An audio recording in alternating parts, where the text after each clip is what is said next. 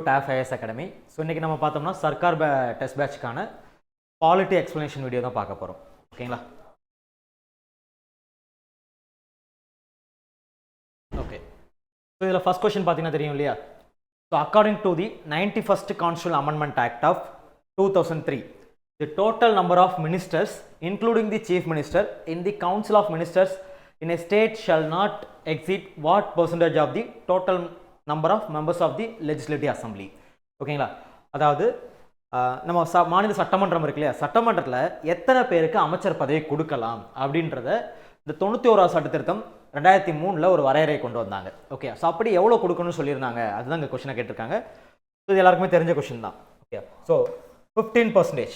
Okay. நீங்கள் பார்லிமெண்ட்லேயும் பார்த்துருக்கீங்க. பார்லிமெண்ட்லேயும் இதே 91வது சட்ட திருத்தம் 2003 படி பார்லிமெண்ட்டில் எத்தனை பேருக்கு நீங்கள் அமைச்சர் பதவி கொடுக்கலாம் அப்படின்னா, மொத்த மக்களவை இடங்களில் 15% மிகாமல் ஒதுக்கீடு செய்ய வேண்டும் சொல்லியிருப்பாங்க. அதே தான் இங்கேயும் சொல்லியிருப்பாங்க. இங்கே ஆர்டிக்கல் பார்த்தீங்கன்னா ஆர்டிக்கல் 164(1)(a). ஓகே. அது அங்கே பார்த்தீங்கன்னா பார்லிமெண்ட்டில் பார்த்தீங்கன்னா 75(1)(a). ஓகே. ஸோ ஸ்டேட்னா 164(1)(a) சொல்லியிருப்பாங்க. இதை பற்றி பார்லிமெண்ட்டில் சென்ட்ரலில் பார்த்தீங்கன்னா 75(1)(a).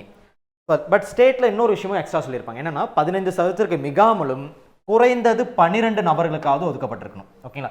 ஸோ அதிகபட்சம் பார்த்தீங்கன்னா நீங்கள் 15% வரைக்கும் வச்சுக்கலாம். மொத்த சட்டப்பேரவை உறுப்பினர்களில் 15% மிகாமல் இருக்கணும். குறைந்தது 12 நபர்களுக்காவது நீங்கள் மினிஸ்ட்ரி கொடுத்துருக்கணும், இன்க்ளூடிங் சீஃப் மினிஸ்டர். ஸோ இதுதான் இங்கே இருக்கக்கூடிய கண்டிஷன். அதே யூனியன் டெரிட்டரி பார்த்தீங்கன்னா 10, குறைந்தது 10வது கொடுத்துருக்கணும். 15% அதிகபட்சம், குறைந்தது 10 பேருக்காக நீங்கள் மினிஸ்ட்ரி கொடுத்துருக்கணும் அப்படின்ற மாதிரி அங்கே சொல்லியிருப்பாங்க. ஓகே. ஸோ இது டைரக்ட் கொஸ்டின் தான். அடுத்து ரெண்டாவது கொஸ்டின், கவன ஈர்ப்பு தீர்மானம் குறித்த சரியான கூற்றுகள். ஓகே. ஸோ ஒரு 3 ஸ்டேட்மெண்ட் கொடுத்துருக்காங்க. இதில் எதெல்லாம் சரி அப்படின்னா, அவசரமான பொது முக்கியத்துவம் வாய்ந்த ஒரு விவகாரத்தின் மீது அமைச்சரின் கவனத்தை ஈர்க்கும் ஒரு கருவியாகும். ஸோ இது சரிதான். ஏன்னா நம்ம இந்தியாவில் பார்த்தீங்கன்னா நிறைய பார்லிமெண்டரி டிவைசஸ் இருக்குது. அட்ஜர்ன்மெண்ட் மோஷன், அதாவது ஒத்திவைப்பு தீர்மானம், நம்பிக்கையில்லா தீர்மானம், கண்டன தீர்மானம், இந்த மாதிரி நிறைய தீர்மானங்கள் இருக்குது. அதில் ஒரு முக்கியமான தீர்மானம் தான் இந்த கவன ஈர்ப்பு தீர்மானம், அதாவது காலிங் அட்டென்ஷன் மோஷன். இது ஸ்பெசிஃபிக்காக இந்தியாவிலே கண்டுபிடிக்கப்பட்ட ஒரு விஷயம் சொல்லுவாங்க. இந்தியாவில் தான் ஃபஸ்ட்டு கொண்டு வந்தோம் 1954. ஓகேங்களா? 1954 கொண்டு வந்தப்பட்டது. ஸ்பெசிஃபிக்காக எதுக்காக கொண்டு வந்திருக்காங்க அப்படின்னா, ஒரு தனிப்பட்ட அமைச்சரோட கவனத்தை ஈர்க்கிறதுக்காக கொண்டு வரப்பட்டது தான். அவரோட துறையில் ஏதோ ஒரு முக்கியமான விஷயம் நடந்திருக்கு, அதை பற்றி நீங்கள் ஆன்சர் பண்ணுங்க அப்படின்னு சொல்கிறதுக்காக கொண்டு வரப்பட்டது அந்த கவன ஈர்ப்பு தீர்மானம். ஓகே. அடுத்து செகண்ட் ஸ்டேட்மெண்ட் என்ன கொடுத்துருக்காங்கன்னா, அமைச்சரிடமிருந்து ஒரு அதிகாரப்பூர்வமான அறிக்கையை பெறுவதே இதன் முக்கிய நோக்கமாகும். இதுவும் கரெக்ட் தான். ஓகேங்களா? நம்ம மெயினாக எதுக்காக கொண்டு வரோம்னா, ஒரு அமைச்சர் மேலே தான் நம்ம கொண்டு வரோம். தனிப்பட்ட அமைச்சர் மீது, ஒட்டுமொத்த அமைச்சரவை மீது கொண்டு வரப்பட்டதில் ஒரு தனி நபர் மீது கொண்டு வரப்பட்டது தான். ஓகேங்களா? ஸோ அப்போ அவரோட அறிக்கையை நம்ம கேட்கறதுக்காக நம்ம கொண்டு வரோம். ஓகே. இது அரசாங்கத்தின் மீதான எந்த ஒரு கண்டனத்தையும் கொண்டிருக்கவில்லை. ஓகே. நார்மலாக கண்டன தீர்மானம் பார்த்துருக்கீங்களா, சென்ஷூர் மோஷன் ஒன்று கொண்டு வருவாங்க. ஸோ அதில் தான் நம்ம என்ன சொல்லியிருப்போம்னா, அரசின் மீது கண்டனத்தை தெரிவிப்பாங்க. அதே அட்ஜர்ன்மெண்ட் மோஷன், ஒத்திவைப்பு தீர்மானம் வருது இல்லையா, அதுலேயுமே அரசின் மீது கண்டனம் தெரிவிக்க முடியும். பட் இந்த காலிங் அட்டென்ஷன் மோஷன் பார்த்தீங்கன்னா அரசின் மீது எந்த ஒரு கண்டனத்தையும் தெரிவிக்காது. ஓகே. ஜஸ்ட் ஒரு ஃபார்மல் டிவைஸ் தான் அது. ஜஸ்ட்டு அந்த மினிஸ்டரோட ஸ்பெசிஃபிக் மினிஸ்டரோட கவனத்தை ஈர்க்கணும், இந்த விஷயத்தில் அவரை ரிப்போர்ட் எனக்கு சப்மிட் பண்ண சொல்லுங்கள் அப்படின்னு கேட்கறது தான். ஓகேங்களா? இது எந்த வகையில் கொண்டு வரணும், கவன ஈர்ப்பு தீர்மானம் எந்த வகையில் கொண்டு வரணும்னா, லோக்சபா ஆர் ராஜ்யசபா, நீங்கள் எந்த வகையில் வேணால் கொண்டு வரலாம். நீங்கள் அட்ஜர்ன்மெண்ட் மோஷன் மாதிரியோ இல்லை சென்ஷூர் மோஷன் மாதிரியோ லோக்சபாவில் தான் கொண்டு வரணும்னு சொல்லிட்டு அவசியம் கிடையாது. எந்த வகையில் வேணால் நீங்கள் கொண்டு வரலாம். ஓகேங்களா? ஸோ இதுதான் காலிங் அட்டென்ஷன் மோஷன். இதில் நமக்கு ஸ்பெசிஃபிக்காக என்னெல்லாம் முக்கியம் அப்படின்னா, இயர் கேட்பாங்க கண்டிப்பாக. 1954 கொண்டு வரப்பட்டது.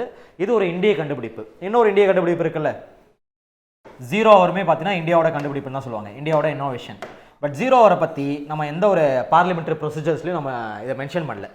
பட் இது பார்த்தீங்கன்னா காலிங் அட்டென்ஷன் மோஷனை பற்றி ரூல்ஸ் ஆஃப் ப்ரொசீஜர், அதாவது பார்லிமெண்ட்டோட ரூல்ஸ் ஆஃப் ப்ரொசீஜரில் இதை மென்ஷன் பண்ணியிருக்காங்க. ஸோ இதுதான் இதில் இருக்கக்கூடிய முக்கியமான விஷயங்கள். அப்போ 3 ஸ்டேட்மெண்ட்டுமே கரெக்ட் தான். ஓகேங்களா? ஸோ 3 கூற்றுகளும் சரி.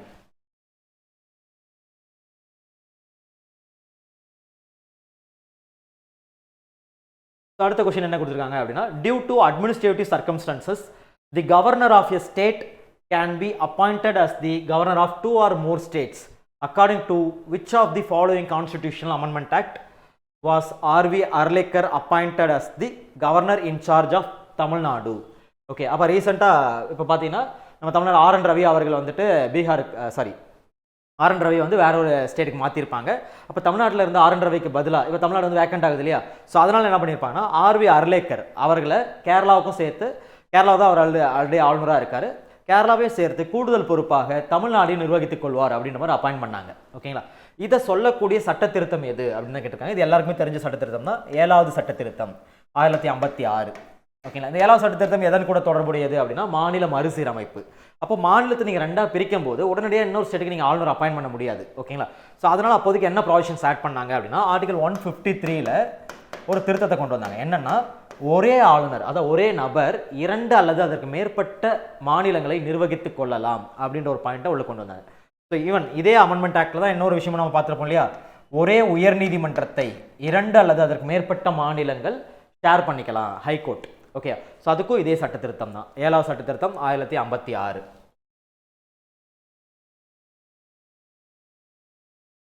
ஓகே, ஸோ அடுத்த கொஸ்டின் பார்த்தீங்கன்னா ஸோ அசஷன் ரீசன், கூற்று காரணம் கொடுத்துருக்காங்க. ஓகேங்களா, ஸோ கூற்று என்ன சொல்லுது அப்படின்னா அரசியலமைப்பின்படி ஆளுநர் விருப்பம் உள்ளவரை அமைச்சர்கள் பதவியில் தொடரலாம், ஆனால் நடைமுறையில் முதலமைச்சரின் விருப்பம் உள்ளவரை அமைச்சர்கள் பதவியில் தொடர்வார்கள். ஓகேங்களா, ஸோ இது கரெக்ட் தான். ஆக்சுவலாக நம்ம பேருக்கு பார்க்கும்போது கான்ஸ்டியூஷனில் எழுதியிருக்கிறது எப்படி எழுதியிருப்பாங்கன்னா with the pleasure of governor. Okay, so அதாவது ஆளுநர் எத்தனை நாள் ஓகே சொல்கிறாரோ அது வரைக்கும் அமைச்சர்கள் பதவியில் இருக்கலாம் ஆளுநரின் விருப்பத்தின் பெயரில் அல்லது ஆளுநர் விரும்பும் வரைன்னு கொடுத்துருப்பாங்க. ஆனால் உண்மையிலேயே ஆளுநரோட அங்கே யாருக்கு பவர் அதிகமாக இருக்கும் அப்படின்னா சிஎம் தான் இருக்கும். ஏன்னா சிஎம் தான் ஆளுநருக்கே சொல்லுவார் இந்த அமைச்சர் சரியில்லை இவர் ரிமூவ் பண்ணுங்க, இல்லை இந்த அமைச்சருக்கு பதிலாக வேற ஒருத்தர் இந்த துறைக்கு கொண்டு வாங்கன்னு சொல்கிற எல்லா அதிகாரமே யாருக்குன்னா சிஎம்கிட்ட தான் இருக்குது. அப்போ ஃபர்ஸ்ட் ஸ்டேட்மெண்ட் கூற்று சரி. காரணம் என்ன கொடுத்துருக்காங்க அப்படின்னா முதலமைச்சரின் பரிந்துரையின்படியே ஆளுநர் அமைச்சர்களை நியமிக்கவும் பதவி நீக்கமும் செய்கின்றார். ஓகே, அப்போ கூற்று காரணம் ரெண்டுமே சரிதான். ஓகேங்களா, அப்போ கூற்று காரணம் ரெண்டுமே சரியாக தான் இருக்குது. ஸோ ஏ ஆப்ஷன் வரும்.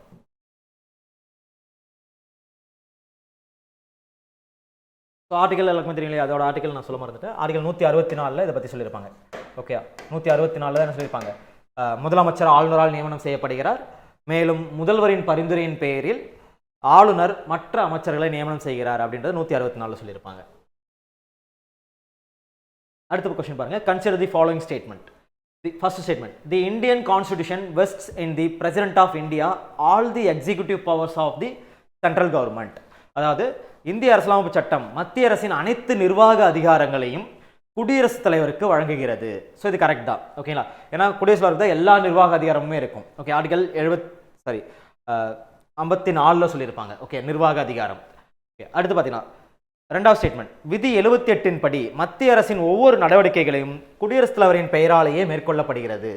ஆக்சுவலாக இங்கே விதி 78 ஆர்டிகல் 78 எதை பற்றி பேசுனா டியூட்டிஸ் ஆஃப் பிரைம் மினிஸ்டர், பிரதமரின் கடமைகளை பற்றி பேசுறது தான் 78. அப்போ இங்கே இந்த இடத்துல என்ன போட்டால் கரெக்டாக இருக்கும் அப்படின்னா ஆர்டிகல் 77 தான் என்ன சொல்லணும்னா மத்திய அரசின் ஒவ்வொரு நடவடிக்கைகளையும் குடியரசுத் தலைவர் பெயரில் தான் மேற்கொள்ளணும் அப்படின்னு சொல்லக்கூடிய ஆர்டிகல் என்னன்னா 77 சொல்லுவாங்க. ஓகேங்களா, அடுத்து பிரதம அமைச்சரை நியமனம் செய்கின்றார், மேலும் பிரதமரின் ஆலோசனைப்படி அமைச்சரவை உறுப்பினர்களுக்கு ஆலோசனை செய்கிறார். ஓகே, இங்கே அதை தப்பாக கொடுத்துருக்காங்க. ஆக்சுவலாக இங்கே பிரதம அமைச்சரை நியமனம் செய்கிறார். ஸோ அது கரெக்ட் தான். பிரதமரை யார் நியமிக்கிறா அப்படின்னா பிரசிடென்ட் தான் நியமிக்கிறார். மேலும் பிரதமரின் ஆலோசனையின்படி அமைச்சரவை உறுப்பினர்களுக்கு ஆலோசனை வழங்கலை, அமைச்சரவை உறுப்பினர்களை நியமனம் செய்கிறார் அப்படின்னு கொடுத்தா கரெக்டாக இருக்கும். ஸோ இப்போ இங்கே ஆலோசனை கொடுத்துருக்காங்க, இது ஜஸ்ட் ஒரு வார்த்தையை மட்டும் மாற்றி கொடுத்துருக்காங்க. ஸோ அதனால தான் இந்த ரெண்டு ஸ்டேட்மெண்ட் தப்பு. ஓகேங்களா, ஸோ ரெண்டாவது ஸ்டேட்மெண்ட்டும் மூணாவது ஸ்டேட்மெண்ட்டும் தப்பு. ஸோ முதல் ஸ்டேட்மெண்ட் மட்டும் கரெக்ட். ஆர்டிகல் 54 படி அவரோட நிர்வாக அதிகாரம் எல்லாமே அவர்கிட்ட தான் இருக்கும். ஓகே, அந்த நிர்வாக அதிகாரத்தின் படி தான் அவர் பல நியமனங்கள்லாம் செய்வார் இல்லையா, பிரதமர், அமைச்சர்கள், சிஏஜி, அட்டார்னி ஜெனரல், இந்த மாதிரி நியமனங்கள் எல்லாமே அந்த நிர்வாக அதிகாரத்தில் தான் அவர் பண்ணுவார். So option D.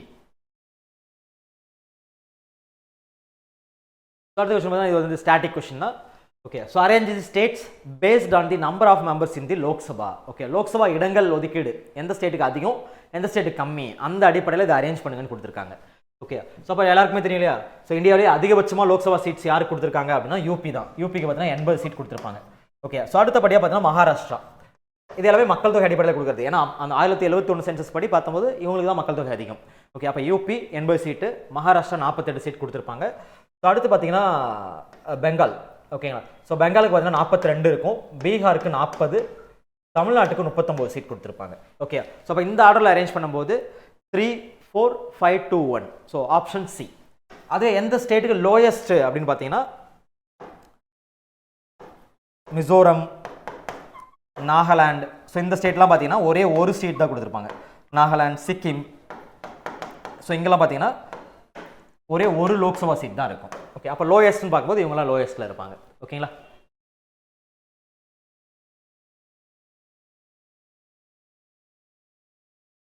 அடுத்து consider the following statements. So ஒரு 3 கூற்றுகள் கொடுத்துருக்காங்க. இதில் எது சரி எது தப்பு. If any parliamentary member other than a minister introduces a private member bill. Okay, அதாவது கீழ்காணும் கூற்றுகளை காண்க. ஃபர்ஸ்ட் கூற்று என்ன கொடுத்துருக்காங்கன்னா, அமைச்சர் தவிர்த்த மற்ற பாராளுமன்ற உறுப்பினர்களால் தனிநபர் மசோதா அறிமுகம் செய்யப்படும். ஓகே, ஸோ இது கரெக்ட் தான். ஏன்னா நம்ம பில்ஸ், அதாவது பார்லிமெண்ட்ல மசோதான்னு சொல்றோம் இல்லையா, மசோதாவை 2 வகையாக கொண்டு வரலாம். ஒன்று அரசு மசோதா, இன்னொன்று தனிநபர் மசோதான்னு சொல்லுவாங்க. ஓகே, அரசு மசோதானா அமைச்சர் கொண்டு வந்தால் அதுக்கு பேர் அரசு மசோதா. அதுவே ஒரு சாதாரண எம்பி கொண்டு வராரு அப்படின்னா அதுக்கு பேர் தனிநபர் மசோதா. ஓகேங்களா? ஸோ அப்படி பார்க்கும்போது ஃபர்ஸ்ட் கூற்று சரிதான். அமைச்சர் தவிர்த்த மற்ற பார்லிமெண்ட் உறுப்பினர் அப்படி கொண்டு வந்தால் அதுக்கு பேர் தான் என்னது, தனிநபர் மசோதான்னு சொல்லுவாங்க. அடுத்து இந்த தனிநபர் மசோதா எதை பற்றி பேசும் அப்படின்னா, எதிர்க்கட்சி பொது பிரச்சனை தொடர்பான கருத்தை பிரதிபலிக்கும். ஏன்னா ஆளுங்கட்சி சேர்ந்தவங்க ஏதாவது மசோதா கொண்டு வராங்கன்னா அவங்க கண்டிப்பாக மினிஸ்டர் மூலமாக கொண்டு வருவாங்க. ஓகே, ஏன்னா ஆளுங்கட்சியில் எல்லாமே மினிஸ்டர்ஸாக இருப்பாங்க. மேக்ஸிமம் ஆளுங்கட்சியில் இருக்கிறவங்க மட்டும் தான் மினிஸ்டர்ஸாக இருப்பாங்க. எதிர்க்கட்சி சேர்ந்தவங்க மினிஸ்டர் கொடுக்க போகிறதில்ல. அப்போ ஆளுங்கட்சி தேவையில்லாமல் ஒரு எம்பி மூலமாக ஒரு மசோதா கொண்டு வர மாட்டாங்க. கண்டிப்பாக அவங்க என்ன பண்ணுவாங்க, மினிஸ்ட்ரி மூலமாக தான் கொண்டு வருவாங்க. அப்போ மினிஸ்டர் மூலம் கொண்டு வந்தால் அதுக்கு பேர் தான் அரசு மசோதா. அப்போ அரசு மசோதா என்பது அரசாங்கத்தோட கொள்கைகள் தான் பிரதிபலிக்கும்.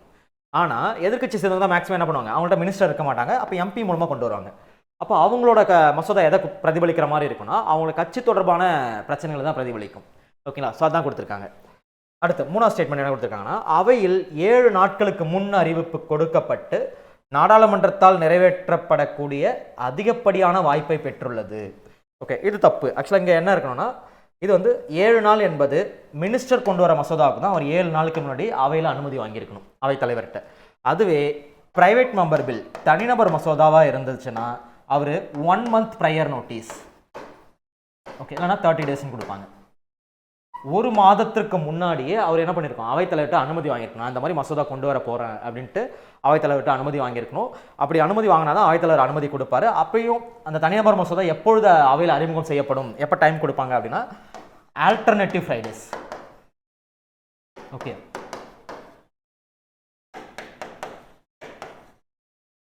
ஓகே, ஒன்று விட்ட ஒரு வெள்ளிக்கிழமையில மதிய டைமில் ஆஃப்டர்நூன் செஷன் தான் என்ன பண்ணுவாங்கன்னா பிரைவேட் மெம்பர் பில்ஸை அலோவ் பண்ணுவாங்க. ஓகே, மற்ற எல்லா நாளிலுமே பார்த்தீங்கன்னா மினிஸ்டர்ஸ் அரசு மசோதா எப்போ வேணால் கொண்டு வரலாம்.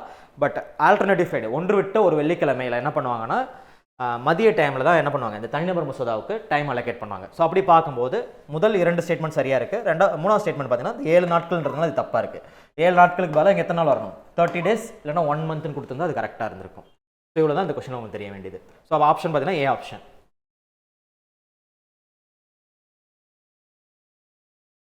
ஓகே, அடுத்து which of the following documents are presented to the legislature along with the budget. Okay, budget கூட என்னென்ன டாக்குமெண்ட்லாம் கொடுப்பாங்க அப்படின்னு கொடுத்துருக்காங்க ஸ்டேட்டில். ஓகே, ஃபர்ஸ்ட் விஷயம் an explanatory memorandum of the budget.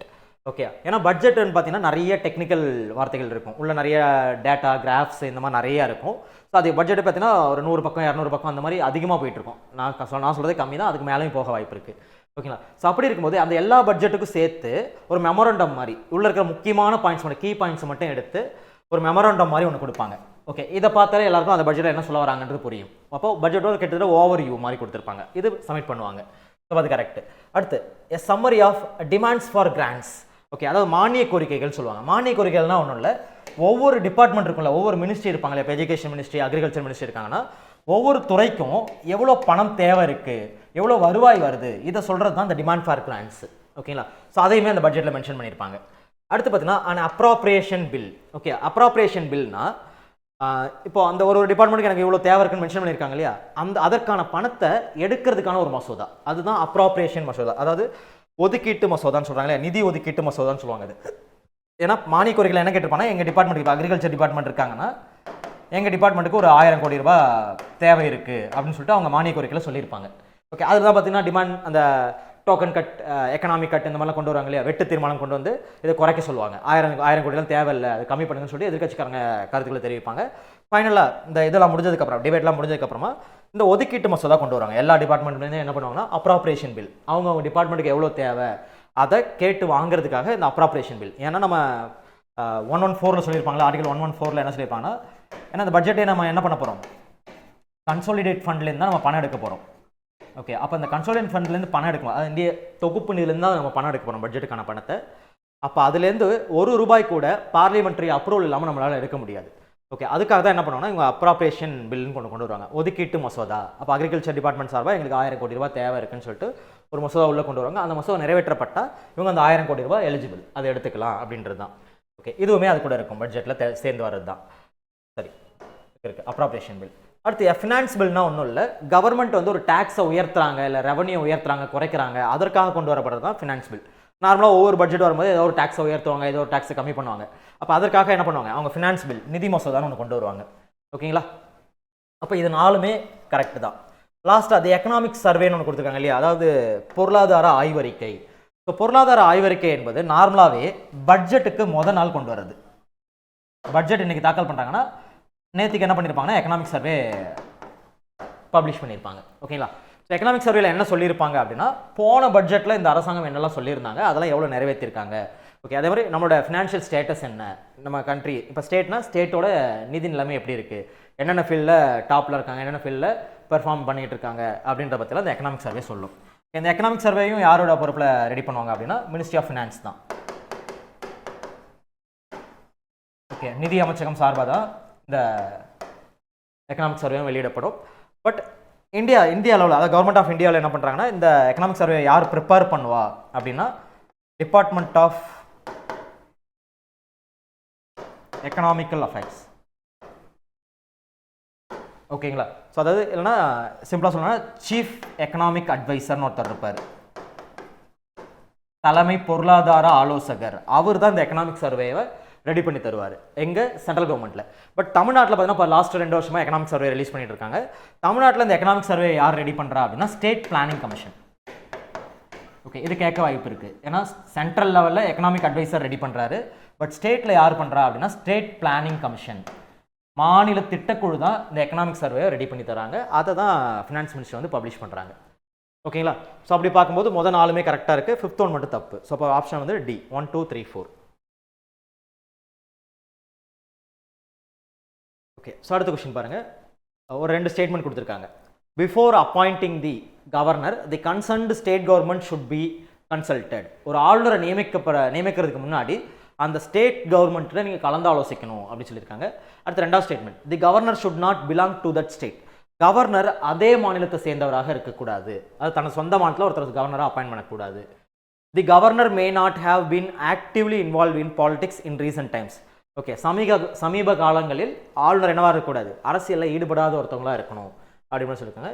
Which of the following commission recommended the above recommendation. அதாவது மேலே இருக்கிற இந்த 3 ரெக்கமெண்டேஷனை கொடுத்த கமிஷன் எதுன்னு கேட்டிருக்காங்க. இது மேக்ஸிமம் எல்லாருக்குமே தெரிஞ்சிருக்கும், சர்க்காரிய குழு தான். ஓகே, 1983 சர்க்காரிய குழு ஏற்படுத்தியிருப்பாங்க இல்லையா, இந்த குழு தான் என்ன பண்ணியிருக்கோம், ஏன்னா மற்ற எல்லா குழுமே, மத்திய மாநில நம்ம பார்க்கக்கூடிய மற்ற எல்லா குழுக்களுமே என்ன சொல்லியிருப்பாங்கன்னா, மேக்ஸிமம் குழுக்கள் என்ன சொல்லியிருப்பாங்க, இப்போ ராஜமன்னார் குழு இவங்களாம் என்ன சொல்லியிருப்பாங்கன்னா ஆளுநர் பதவியே தேவையில்லை அப்படின்ற மாதிரி சொல்லியிருப்பாங்க. பட் சர்க்காரிய குழு தான் என்ன சொல்லியிருப்பாங்கன்னா, இந்தியாவுடைய ஒருமைப்பாட்டை நம்ம பாதுகாக்கணும் அப்படின்னா நமக்கு ஆளுநர்ன்றது ரொம்ப முக்கியம். வேணும்னா நீங்கள் ஆளுநருக்கும் ஸ்டேட் கவர்மெண்ட்டுக்கும் பிரச்சனை வருதுன்னா ஆளுநர் நியமிக்கும் போது இந்த மாதிரி ஒரு சில பரிந்துரைகளை நீங்கள் ஃபாலோ பண்ணலாம். ஸோ ஃபார் எக்ஸாம்பிள் வந்துட்டு ஆளுநர் வந்து எந்த ஒரு அரசியலில் ஈடுபடாத ஒருத்தரை ஆளுநராக கொண்டு வரலாம், அதாவது நாட்டுக்கு நல்ல செஞ்ச சயின்டிஸ்ட்டோ இல்லை டிஃபென்ஸில் இருந்தவங்க, இந்த மாதிரி ஆட்கள் நீங்கள் உள்ளே கொண்டு வரலாம் இல்லையா. அதே மாதிரி ஆளுநரை அப்பாயின்ட் பண்ணுறதுக்கு முன்னாடி அது ஸ்டேட் கவர்மெண்ட்டை நீங்கள் கலந்து ஆலோசிக்கலாம் அப்படின்னு சொல்லியிருப்பாரு. அதே மாதிரி பார்த்தீங்கன்னா தனது சொந்த மாநிலத்தில் ஒருத்தர் ஆளுநராக போட வேணாம், ஏன்னா அப்படி ஆளுநராக போடும்போது 2 பேருமே ஒரே ஸ்டேட்டஸ் இருந்தவங்களா இருப்பாங்க, சிஎம்ஓ அதே ஸ்டேட் தான், ஆளுநர் அதே ஸ்டேட் தான்றப்போ பவர் ஈகோ கிளாஷ் ஆகும். ஸோ இந்த மாதிரி இந்த விஷயங்கள்லாம் தேவையில்லைன்னு அவர் தான் பரிந்துரை செஞ்சிருப்பார். அப்போ 1983 சர்க்காரிய குழு. ஸோ அதே மற்ற குழு பார்த்தீங்கன்னா ராஜமன்னார் குழு பார்த்தீங்கன்னா மத்திய மாநில உறவுகளுக்காக ஆரம்பிச்சிருப்பாங்க. இந்தியாவில் ஃபர்ஸ்ட் ஆரம்பிக்கப்பட்ட குழு தான், தமிழ்நாட்டு சார்பாக ஆரம்பிச்சிருப்பாங்க இல்லையா, 1969 ஆரம்பிச்சிருப்பாங்க. ஓகேங்களா, 71 ரிப்போர்ட் கொடுத்துருப்பாங்க. அப்புறம் பூஞ்சி கமிஷன். ஓகேங்களா, ஸோ பூஞ்சி கமிஷன் பார்த்தீங்கன்னா 2005 ஆரம்பிச்சிருப்பாங்க. ஓகே, இவங்களும் மத்திய மாநில உறவுகளை பற்றி தான் ஆராய்ச்சிக்காக அமைச்சிருப்பாங்க பூஞ்சி குழு. ஓகே, இவங்க ஒரு சில பரிந்துரைலாம் கொடுத்துருப்பாங்க. ஓகேங்களா, ஆளுநரோட தகுதி நீக்கத்தை பற்றி கொடுத்துருப்பாங்க. ஆளுநருக்கு நீங்கள் வந்து கண்ணா பின்னாலாம் ரிமூவ் பண்ணக்கூடாது, எப்படி பிரசிடென்ட்டை ரிமூவ் பண்ணுறதுக்கு ஒரு சில வழிமுறைகள் பின்பற்றுறீங்களோ அதே மாதிரியே ஆளுநரை ரிமூவ் பண்ணுறதுக்கும் வழிமுறைகள் பின்பற்றணும், இம்பீச்மெண்ட் ப்ரொசீஜரை ஃபாலோ பண்ணணும் அப்படின்ற மாதிரி இவர் சொல்லியிருப்பார். அடுத்து அட்மினிஸ்ட்ரேட்டிவ் ரிஃபார்ம்ஸ் கமிஷன். இதில் 2 இருக்கு இல்லையா, first administrative reforms commission, second administrative reforms commission. Okay, இவங்களுமே மத்திய மாநில உறவுகளை பற்றி ஒரு சில பரிந்துரை கொடுத்துருப்பாங்க. பட் மேக்ஸிமம் ஆளுநரை பற்றிலாம் அவங்க எந்த பாயிண்ட்ஸ் சொல்லியிருக்க மாட்டாங்க. ஓகேங்களா? ஸோ அப்படி பார்க்கும்போது பி தான், சர்க்காரியா கமிஷன் தான் இந்த பரிந்துரையில் கொடுத்தது. அடுத்து, at least how many days before a notice must be given to the vice president to remove him from office with the approval of the Lok Sabha by a majority in the Rajya Sabha. Okay, so எத்தனை நாள், அதான் நீங்கள் மக்களவையின் ஒப்புதலுடன் மாநிலங்களவையில் பெரும்பான்மையுடன் துணை குடியரசுத் தலைவரை பதவியில் இருந்து நீக்க குறைந்தபட்சம் எத்தனை நாளுக்கு முன்னர் அவருக்கு ஒரு அறிவிப்பை வழங்க வேண்டும்? 14 days. ஓகேங்களா? ஏன்னா எல்லாருக்குமே நம்ம பார்த்துருக்கோம், சபாநாயகருக்கும் சரி, பிரசிடென்ட்டுக்கு, வைஸ் பிரசிடென்ட் எல்லாருக்குமே பார்த்தீங்கன்னா 14 days ப்ரையர் நோட்டீஸ், 14 நாட்களுக்கு முன்னாடியே அவங்களுக்கு அறிவிப்பு கொடுத்துருக்கணும். இப்போ வைஸ் பிரசிடென்ட்டை எப்படி ரிமூவ் பண்ணுவாங்க அப்படின்னா 67B சொல்லியிருப்பாங்க. ஓகே, ஆர்டிகல் 67B வைஸ் பிரசிடென்ட்டை எப்படி ரிமூவ் பண்ணாதுக்கான ப்ரொசீஜர் சொல்லுவாங்க. அப்போ இதற்கான தீர்மானம் எங்கே கொண்டு வரணும்? தகுதி நீக்க தீர்மானம் கண்டிப்பாக ராஜ்யசபாவில் தான் கொண்டு வரணும். ஏன்னா இவர் ராஜ்யசபாவோட தலைவராக இருக்கிறதுனால. ஓகே, அப்போ ராஜ்யசபாவில் தான் கொண்டு வரணும். 14 நாட்களுக்கு முன்னாடியே நீங்கள் நோட்டீஸ் கொடுத்துருக்கணும். இந்த நோட்டீஸ் ஏற்றுக்கொள்ளப்படணும்னா அவையில் இருக்கக்கூடிய 4 ஒரு உறுப்பினரோட ஆதரவு இருந்தால் தான் அந்த தீர்மானம் ஏற்றுக்கொள்ளப்படும். அப்போ தான் அவர் என்ன பண்ணுவார்? அந்த தீர்மானம் ஏற்றுக்கொள்ளப்பட்டதுக்கு அப்புறம் தான் ராஜ்யசபா தலைவராக இருக்கிறவர் கீழே இறங்கிட்டு துணைத் தலைவர் வந்து அன்றைக்கி அவையை ரன் பண்ணுவார். ஓகே, அப்போ ராஜ்யசபா துணைத் தலைவராக இருக்கிற கீழே இறங்கிடுவார். அதுக்கப்புறம் தான் அதன் மீது விவாதம் நடத்தப்பட்டு மெஜாரிட்டி எடுப்பாங்க. மெஜாரிட்டியில் 2/3 மெஜாரிட்டி கிடைக்கணும். ராஜ்யசபாவில் 2/3 மெஜாரிட்டி. அவையில் இருக்கக்கூடிய 3/2 பேர் வைஸ் பிரசிடென்ட்டுக்கு அகேன்ஸ்டாக வாக்களிச்சிட்டாங்க அப்படின்னா அந்த தீர்மானம் இங்கே நிறைவேற்றப்பட்டுடும். அதுக்கப்புறமா தான் அந்த தீர்மானம் எங்கே போகணும்? லோக்சபாவுக்கு போகும். லோக்சபாவில் 1/2 மெஜாரிட்டியே போதுமானது. ஓகேங்களா? சிம்பிள் மெஜாரிட்டி படி பாஸ் பண்ணாலே அது அப்ரூவ் ஆனதுன்னு அர்த்தம். இந்த ப்ரொசீஜர் படி தான் துணை குடியரசுத் தலைவர் தகுதி நீக்கம் செய்யப்படுவார். ஓகேங்களா? இப்போ இங்கே கேட்டதுன்னா 14 நாளுக்கு முன்னாடியே நம்ம நோட்டீஸ் கொடுத்துருக்கணும். அடுத்து, consider the following statements. The governor of a state is appointed by the chief justice of the supreme court. இது ஃபர்ஸ்ட் ஸ்டேட்மெண்ட் தப்பு. ஓகேங்களா? ஏன்னா கவர்னர் ஆஃப் ஏ ஸ்டேட், ஒரு கவர்னரை யார் நியமிப்பா அப்படின்னா குடியரசுத் தலைவர் தான் நியமிப்பார். ஸோ அப்போ அது வந்து தப்பாக இருக்குது. அடுத்து second statement, the governor of a state submits his resignation letter to the president. Okay, ஒரு ஆளுநர், மாநிலத்தின் ஆளுநர் தன்னோட ராஜினாமா கடிதத்தை யார்கிட்ட கொடுப்பாரு அப்படின்னா பிரசிடென்ட்டை தான் கொடுப்பாரு. ஓகேங்களா? அடுத்து, the chief justice of the supreme court administers the oath of office to the governor of state. அதாவது இந்திய உச்சநீதிமன்றத்தோட தலைமை நீதிபதி தான் என்ன பண்ணுறாருன்னா ஒரு மாநில ஆளுநருக்கு பதவி பிரமாண உறுதிமொழி செய்து வைக்கிறான்னு கொடுத்துருக்காங்க.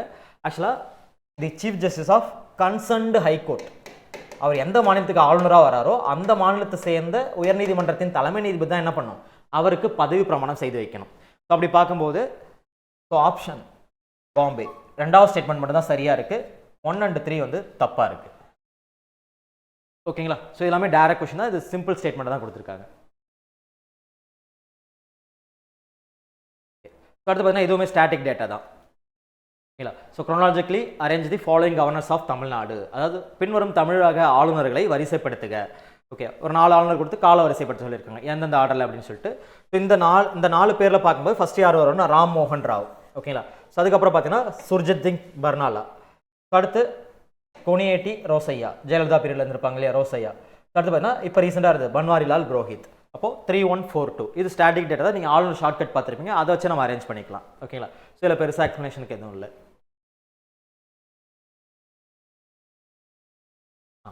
அடுத்து கூற்று காரணம். ஓகே, கூற்று என்ன சொல்லியிருக்காங்க? மக்கள் தொகை அடிப்படையில் சட்டப்பேரவை உறுப்பினர்கள் எண்ணிக்கை அமைந்திருக்கும். ஸோ அது கரெக்ட் தான். காரணம், அவையில் தாழ்த்தப்பட்ட வகுப்பினர் மற்றும் பழங்குடியினருக்காகவும் இடங்கள் மாநிலத்தின் மக்கள் தொகை அடிப்படையில் ஒதுக்கப்படுகிறது. ஆக்சுவலாக இது ரெண்டுமே கரெக்ட் தான், ஆனால் கூற்ற காரணம் விளக்கலை. ஓகேங்களா? ஏன்னா கூற்ற காரணம் விளக்குற மாதிரி இருந்தால் மேபி இந்த ஸ்டேட்மெண்ட் மேலே இருக்க ஸ்டேட்மெண்ட் கீழே இருந்தால் அது கரெக்டாக இருக்கும். ஓகே, இப்போ முதல் கூற்று என்ன சொல்லுதுன்னா மக்கள் தொகை அடிப்படையில் தான் சட்டப்பேரவை உறுப்பினர். ஆமாம், 1971 ஒரு மக்கள் தொகை இருந்துச்சு இல்லையா, அந்த மக்கள் தொகை அடிப்படையில் தான் மாநிலத்துக்குள்ள சட்டமன்ற இடங்கள் ஒதுக்கப்படுது. ஓகே, அதே மாதிரி தாழ்த்தப்பட்ட வகுப்பினர் மற்றும் பழங்குடியின வகுப்பினருக்கு ஆர்டிகல் 330 and 332 இதன்படி என்ன பண்ணணும்? மாநிலத்தில் சீட் ரிசர்வ் பண்ணணும் அப்படின்னு சொல்லியிருப்பாங்க. அதன்படி கொடுக்குறாங்க. இதுவுமே ஆனால் மக்கள் தொகை அடிப்படை தான் கொடுக்குது. அந்தந்த ஸ்டேட்டில் எவ்வளோ எஸ்சி பாப்புலேஷன் எவ்வளோ எஸ்டி பாப்புலேஷன் இருக்காங்களோ அதுக்கேற்ற மாதிரி ப்ரொபோஷனலாக நீங்கள் பிரித்து கொடுக்கணும் அப்படின்னு தான் கொடுத்துருப்பாங்க. பட் ஒருவேளை இந்த ஸ்டேட்மெண்ட் மேலே இருந்து இந்த ஸ்டேட்மெண்ட் கீழே இருந்தால் ஓரளவுக்கு கூற்று காரணம் சரியாக விளக்கி இருக்கும். அதனால தான் இந்த பி ஆப்ஷன், கூற்று மற்றும் காரணம் சரி, ஆனால் காரணம் கூற்றுக்கான சரியான விளக்கம் அல்ல.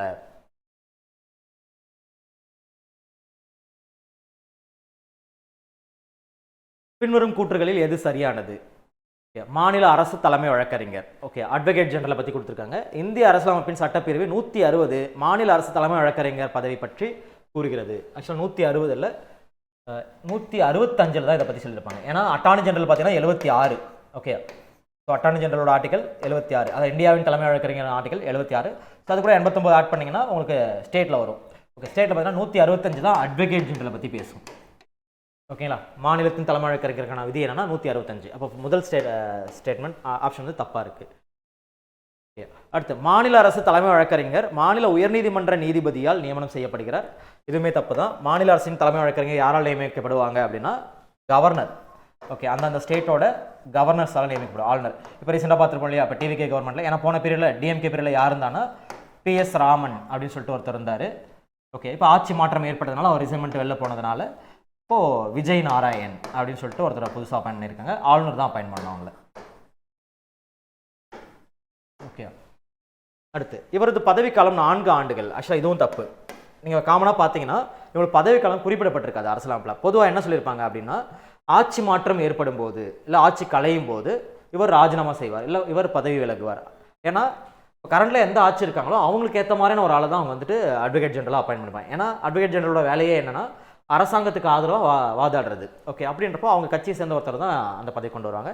அப்போ இத்தனை நாளாக PS ராமன் இருந்தார், அவர் ரிசைன் பண்ணதுனால, ஆட்சி மாற்றம் ஏற்பட்டதுனால அவர் ரிசைன் பண்ணிடுறாரு. புதுசாக இப்போ விஜய் நாராயண் அவர் தான் அட்வொகேட் ஜெனரலாக அப்பாயின் பண்ணியிருக்காங்க. தற்போது தமிழகத்தின் மாநில அரசு தலைமை வழக்கறிஞர் விஜய் நாராயண். இது கரெக்ட். ஓகேங்களா, ஸோ கரண்ட்டில் இவர் தான் இருக்கார். 2026 இப்போ இருக்கிறவர் இவர் தான்.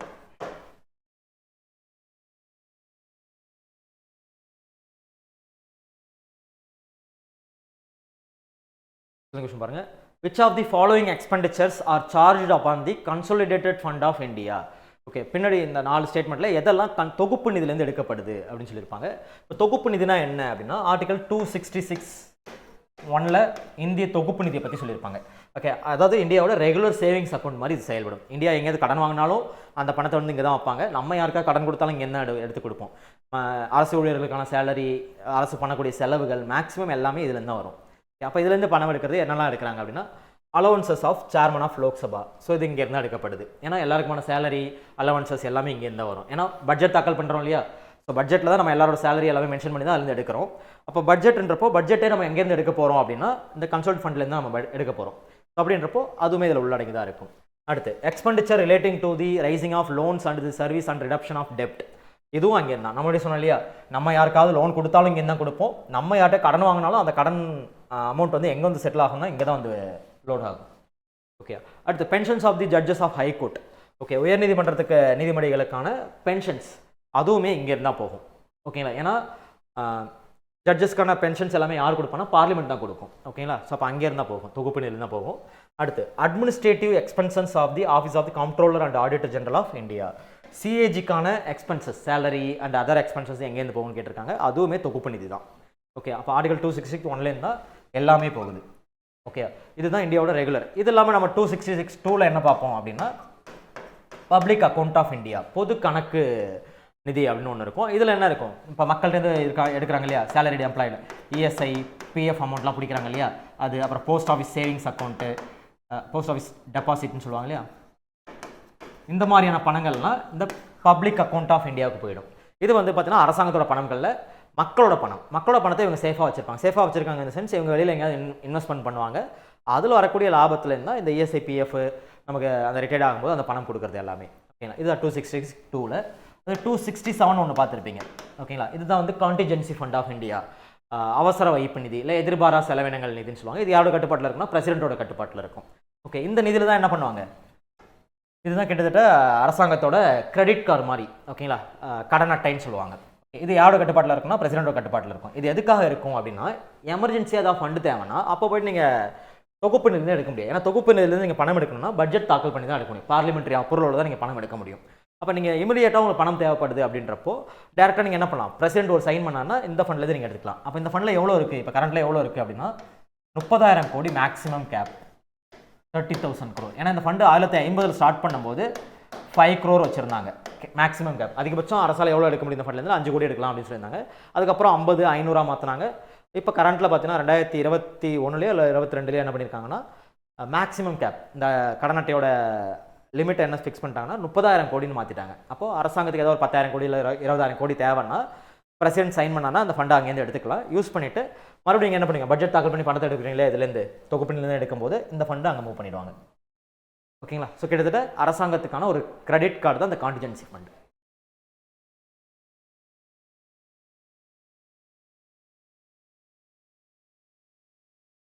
ஸோ கூற்று காரணம் அடுத்த கொஸ்டின். மாநிலங்களவை தலைவர் தற்காலிக விடுப்பில் உள்ளபோது அவையை வழிநடத்தும் அதிகாரம் மாநிலங்களவையிலிருந்து தேர்ந்தெடுக்கப்படும் மாநிலங்களவை துணைத் தலைவரை உடையதாகும்.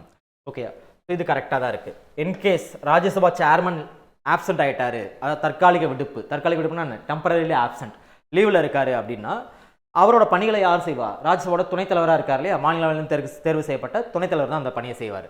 காரணம், மாநிலங்களவையில் உறுப்பினராக இருந்து மாற்றப்பட்டாலும் மாநிலங்களவை துணைத் தலைவர் பதவி வகிப்பார். ஓகே, அதாவது மாநிலங்களவையில் உறுப்பினராக இருந்து மாற்றப்பட்டாலும், அதாவது மாநிலங்களவையில் உறுப்பினராக இருந்து மாற்றப்பட்டாலும் மாநிலங்களவை துணைத் தலைவர் பதவி வகிப்பார். அதாவது ராஜ்யசபாவில் ஒரு எம்பியே இல்லைனா கூட இவர் வந்து ராஜ்யசபா துணைத் தலைவராக கண்டினியூ பண்ணலாம்னு சொல்லியிருக்காங்க. பட் இது தப்பு. ஓகே, ஏன்னா நீங்கள் ஸ்பீக்கர், டெபுட்டி ஸ்பீக்கர், அதே மாதிரி பார்த்தீங்கன்னா ராஜ்யசபாவோட துணைத் தலைவர், இந்த 3 பேருக்கு ஒரு கண்டிஷன் இருக்குது. என்னென்னா, இப்போ நீங்கள் பிரதமர் நம்ம டாபிக் பார்த்தோம்னா, பிரதமர் ஒரு எம்பியே இல்லை, எம்பி எலெக்ஷனில் தோத்துட்டார். இப்போ மோடி இருக்காருன்னா மோடி எம்பி எலெக்ஷனில் தோத்துட்டா கூட அவரை பிரதமரை நம்ம அப்பாயின் பண்ண முடியும். அவருக்கு எத்தனை நாள் டைம் கொடுப்பாங்கன்னா 6 months டைம் கொடுப்பாங்க. 6 மாதத்துக்குள்ள அவர் ஏதேனும் ஒரு அவையில் உறுப்பினராக தேர்ந்தெடுக்கப்பட்டால் அவர் தொடர்ந்து கண்டினியூ பண்ணலாம் பிரதமராக. அதே கண்டிஷன் ஸ்பீக்கருக்கோ இல்லை டெபுட்டி ஸ்பீக்கருக்கோ இல்லை ராஜ்யசபாவோட வைஸ் சேர்மனுக்கோ அது பொருந்தாது. ஏன்னா இந்த 3 பேருமே அவங்க அந்த பதவிக்கு வரணும்னா கண்டிப்பாக அவங்க எம்பியாக இருக்கணும், பாராளுமன்ற உறுப்பினராக இருந்தால் மட்டும்தான் இவங்க அந்த பதவிக்கு வர முடியும். இப்போ ஸ்பீக்கர்னா கண்டிப்பாக அவர் லோக்சபா எம்பியாக இருந்தால் மட்டும்தான் அவர் ஸ்பீக்கராக வர முடியும். டெபுட்டி ஸ்பீக்கருக்கும் அதே தான், கண்டிப்பாக அவர் லோக்சபா உறுப்பினராக இருந்தால் தான் டெபுட்டி ஸ்பீக்கராக வர முடியும். வைஸ் சேர்மனுக்கும் அதே கண்டிஷன்ஸ் தான், கண்டிப்பாக அவர் என்ன இருக்கணும், ராஜ்யசபாவில் ஒரு எம்பியாக இருந்தால் தான் அவர் வைஸ் சேர்மனாக வர முடியும். ஓகே, அதை தாங்க கொடுத்துருக்காங்க. என்ன கொடுத்துருக்காங்கன்னா, மாநிலங்களவையில் அவர் உறுப்பினராக இல்லைனா கூட மாநிலங்களவை துணைத் தலைவராக ஒரு பதவி வகிக்கலாம்னு கொடுத்துருக்காங்க. அது தப்பு. ஓகேங்களா? ஸோ பிரதமர் மாதிரியோ இல்லை முதலமைச்சர் மாதிரியோ இல்லை அமைச்சர்கள் மாதிரியோ உறுப்பினரே இல்லாமல் அந்த பதவி வகிக்க முடியுமா அப்படின்னு கேட்டால் முடியாது. இவங்க எல்லாமே கட்டாயமாக உறுப்பினராக இருக்கும். ஏன்னா நம்ம சபாநாயகர் இந்த மாதிரி டாப்பிக்லாம் பார்க்கும்போது பார்த்துருப்பீங்க. சபாநாயகரோட எலெக்ஷனில் ஒரு வார்த்தை மென்ஷன் பண்ணுவாங்க இல்லையா, மக்களவை உறுப்பினர்கள் ஒருவரே சபாநாயகராக தேர்ந்தெடுக்கப்படுவார். அதே தான் துணை சபாநாயகர் சொல்லியிருப்பாங்க, மக்களவை உறுப்பினர்கள் ஒருவரே துணை சபாநாயகராக தேர்ந்தெடுக்கப்படுவார். ராஜ்யசபா சேர்மனுக்கு அதான் சொல்லியிருப்பாங்க, மாநிலங்களவை உறுப்பினர்கள் ஒருவரே மாநிலங்களவையின் துணைத் தலைவராக தேர்ந்தெடுக்கப்படுவார். அப்போ அங்கே சொல்லுவாங்க, மாநிலவை உறுப்பினராக இருந்தால் தான் நீங்கள் உள்ளே வர முடியும். ஓகேங்களா? ஸோ அப்படி பார்க்கும்போது கூற்று மட்டும் சரியாக இருக்குது, காரணம் தவறாக இருக்குது. Option C.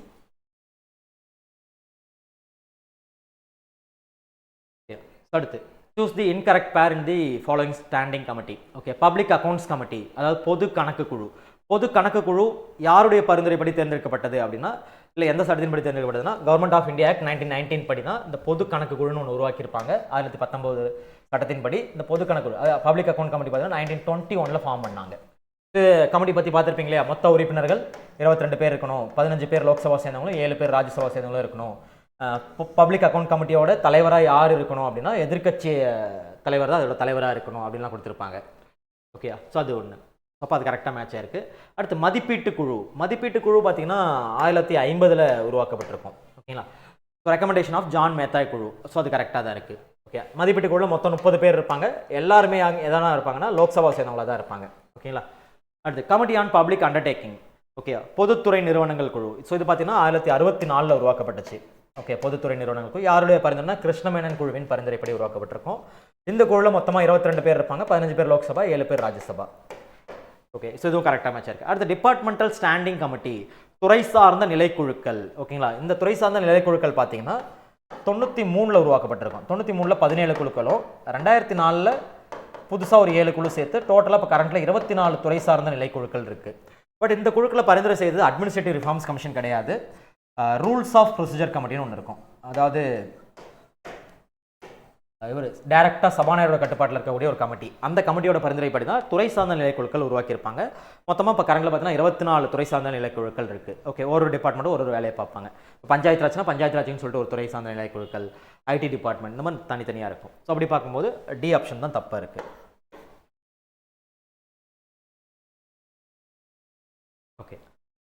அடுத்து, இந்திய அரசியலமைப்பின் எந்த சட்டப்பிரிவின்படி ஆளுநர் தனது அதிகாரங்களை பயன்படுத்தியதற்கும் கடமைகளை செய்ததற்காகவும் எந்த நீதிமன்றத்துக்கும் பதிலளிக்க வேண்டிய அவசியம் இல்லை? இதுவுமே மேக்ஸிமம் எல்லாருமே பார்த்துருப்பீங்க. ஆர்டிகல் 361.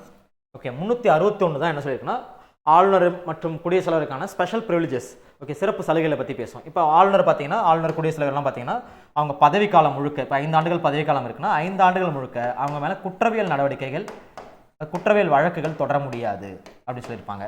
அதே மாதிரி பார்த்தீங்கன்னா, அந்த 5 ஆண்டுகளும் அவங்க மேலே கைது நடவடிக்கை தொடர முடியாது அப்படின்னு சொல்லியிருப்பாங்க. ஈவன் சிவில் கேசஸ் போடணும்னா கூட அவங்களுக்கு ப்ரையர் நோட்டீஸ் கொடுக்கணும் அப்படின்னு சொல்லியிருப்பாங்க. ஸோ இப்போ இது எல்லாமே எந்த ஆர்டிகல் சொல்லியிருப்பாங்க? 361 சொல்லியிருப்பாங்க. ஓகே, ஸோ இதுதான் இங்கே உங்களுக்கு தெரியணும். அடுத்து பார்த்தீங்கன்னா, கூற்று காரணம்.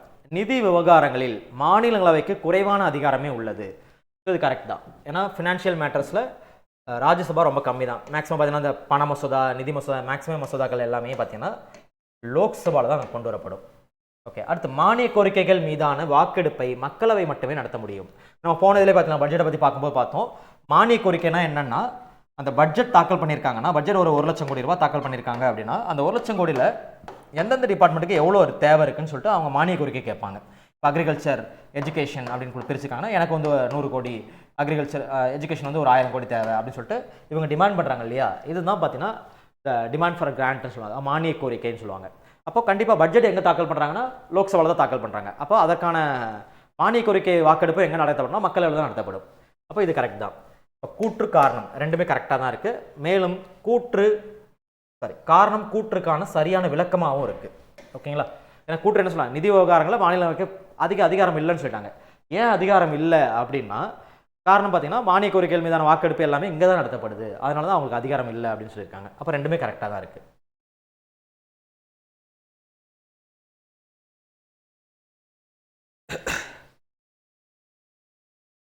Which of the following will be the consequence of the proclamation of financial emergency by the president?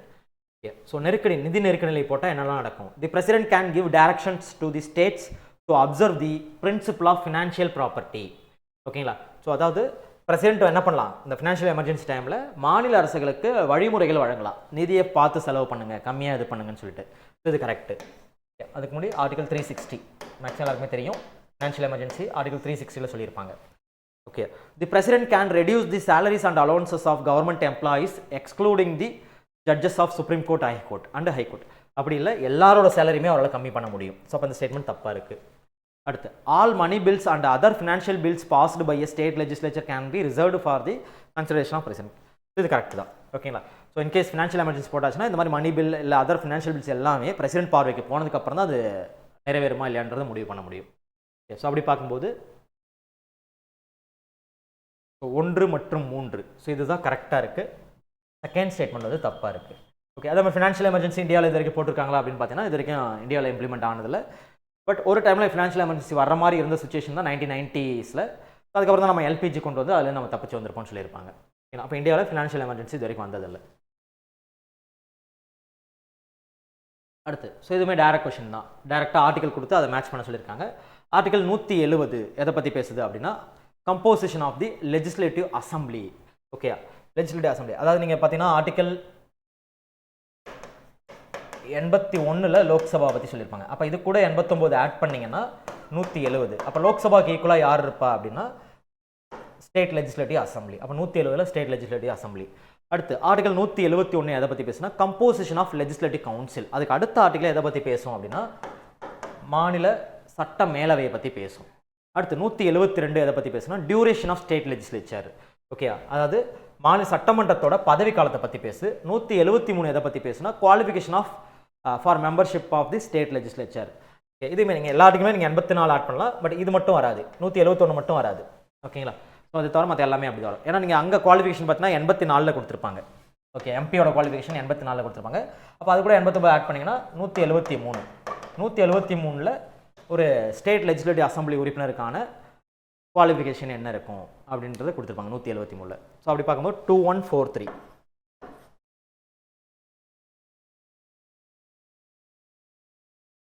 அடுத்து, which constitutional amendment act of India states that the delimitation of constituency for the legislative assembly shall be based on 2001 census until the year 2026. Okay, இப்போ state legislative assembly இருக்குன்னா ஒவ்வொரு 10 years once என்ன பண்ணுறாங்கன்னா அதை வந்துட்டு delimitation பண்ணுவாங்க. அப்படி தான் நம்ம என்ன பண்ணோம், ஸ்டேட்டுக்கும் சரி பார்லிமெண்ட்டுக்கும் சரி நம்ம ஒவ்வொரு 10 வருஷத்துக்கும் டீலிமிட்டேஷன் தொகுதி மறுவரையறை செய்யப்பட்டு சீட்ஸ் வந்து இன்க்ரீஸ் பண்ணிகிட்டே வந்தோம். அப்போ திடீர்னு நம்ம என்ன பண்ணுறோம், 1971 சென்சஸ் படி தான் நம்ம இப்போ இருக்கக்கூடிய 543 சீட்ஸு, தமிழ்நாட்டுக்கு வந்து 243 சீட்ஸ் அப்படின்லாம் கொடுக்குறாங்க. ஓகே, இப்போ 71க்கு அப்புறமா இந்திரா காந்தி பீரியட், இந்த பீரியட்லாம் இந்திரா காந்தி பீரியட் தான். அப்போ இந்திரா காந்தி பீரியடில் கவர்மெண்ட் என்ன பண்ணுதுன்னா மக்கள் தொகையை கட்டுப்படுத்தணும். ஏன்னா மக்கள் தொகை இந்தியாவில் பெருகிக்கிட்டே இருக்குது. அப்போ நீங்கள் ஃபேமிலி பிளானிங் ப்ரோக்ராமை கொஞ்சம் சிவியராக கண்டக்ட் பண்ணணும் அப்படின்னு கேட்கும்போது அப்போ ஸ்டேட் கவர்மெண்ட்லாம் என்ன எதிர்பார்க்குறாங்கன்னா, நாங்கள் ஒருவேளை மக்கள் தொகை கட்டுப்படுத்திட்டோம்னா எங்களுக்கான பிரதிநிதித்துவம் கம்மியாயிடும், பார்லிமெண்ட்டில் எங்களுக்கு சீட்ஸ் கிடைக்காது, அதே மாதிரி எங்களோட எம்எல்ஏ சீட்ஸும் கம்மியாயிடும் அப்படின்னு கேட்கும்போது அப்போ தான் கவர்மெண்ட் என்ன பண்ணுறாங்கன்னா அதுக்கு கேரண்டடாக நாங்கள் சீட்ஸ் வந்து இனிமேல் இன்க்ரீஸ் பண்ணல, அடுத்த ஒரு 25 ஆண்டுகள் 42வது சட்ட திருத்தம் 1976 படி அடுத்த ஒரு 25 ஆண்டுகள் நாங்கள் என்ன பண்ண போகிறது இல்லைன்னா சீட்ஸ் வந்து நாங்கள் இன்க்ரீஸ் பண்ண போகிறதில்ல அப்படின்ற மாதிரி 76 முடிவு பண்ணுறாங்க, 1976.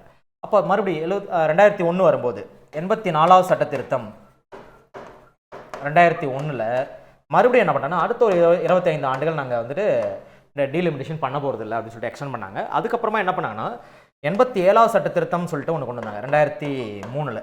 அந்த சட்டத்தில் என்ன சொன்னாங்கன்னா, ஓகே நீங்கள் சீட்ஸ் இன்க்ரீஸ் பண்ண வேணாம், பட் நீங்கள் 2001 சென்சஸ் படி நீங்கள் என்ன பண்ணலான்னா இந்த சீட்ஸை அதாவது எண்ணிக்கையை அதிகப்படுத்தாமல் எல்லைகளை மட்டும் மாற்றி அமைக்கலாம் அப்படின்ற மாதிரி ஒரு பிளான் பண்ணாங்க. அதுதான் இந்த 87வது சட்ட திருத்தம். அதாவது இப்போ 543 சீட்ஸ் இருக்குது பார்லிமெண்ட்னா அது 543 அப்படியே தான் இருக்கும். இப்போ தமிழ்நாட்டில் வந்துட்டு ஒரு சென்னையில் வந்து ஒரு தொகுதி இருக்குது அப்படின்னா திருச்சியில் ஒரு தொகுதி இருக்குது லோக்சபா தொகுதினா, ஒருவேளை திருச்சியில் மக்கள் தொகை கம்மியாகிடுச்சு சென்னையில் மக்கள் தொகை அதிகமாகிடுச்சுன்னா நீங்கள் சென்னையை 2 தொகுதியாக பிரிச்சுக்கிட்டு திருச்சி வந்து பக்கத்தில் இருக்கக்கூடிய தொகுதிகளோட இணைச்சிக்கிறது. ஓகே, அப்போ கண்டிப்பாக தமிழ்நாட்டுக்கு 39 சீட்ஸ் தான் இருக்கும் லோக்சபா, அதோட உள்ளே இருக்கிற தொகுதியோட பேர் இல்லை எல்லைகள் மட்டும் மாற்றுறது. ஓகே, அதுக்காக தான் இந்த 87வது சட்ட திருத்தம் 2003 இதை கொண்டு வந்திருப்பாங்க. ஓகேங்களா.